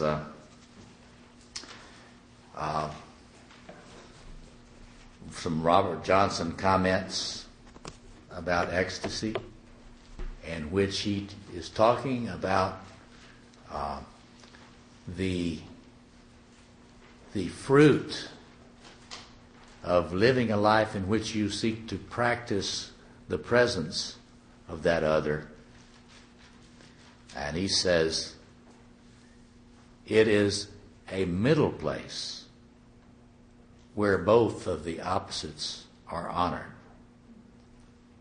It is the safest place to live.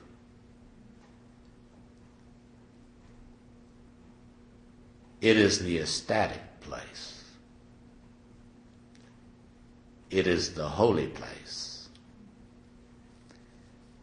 It is the place where the two worlds are in fact one.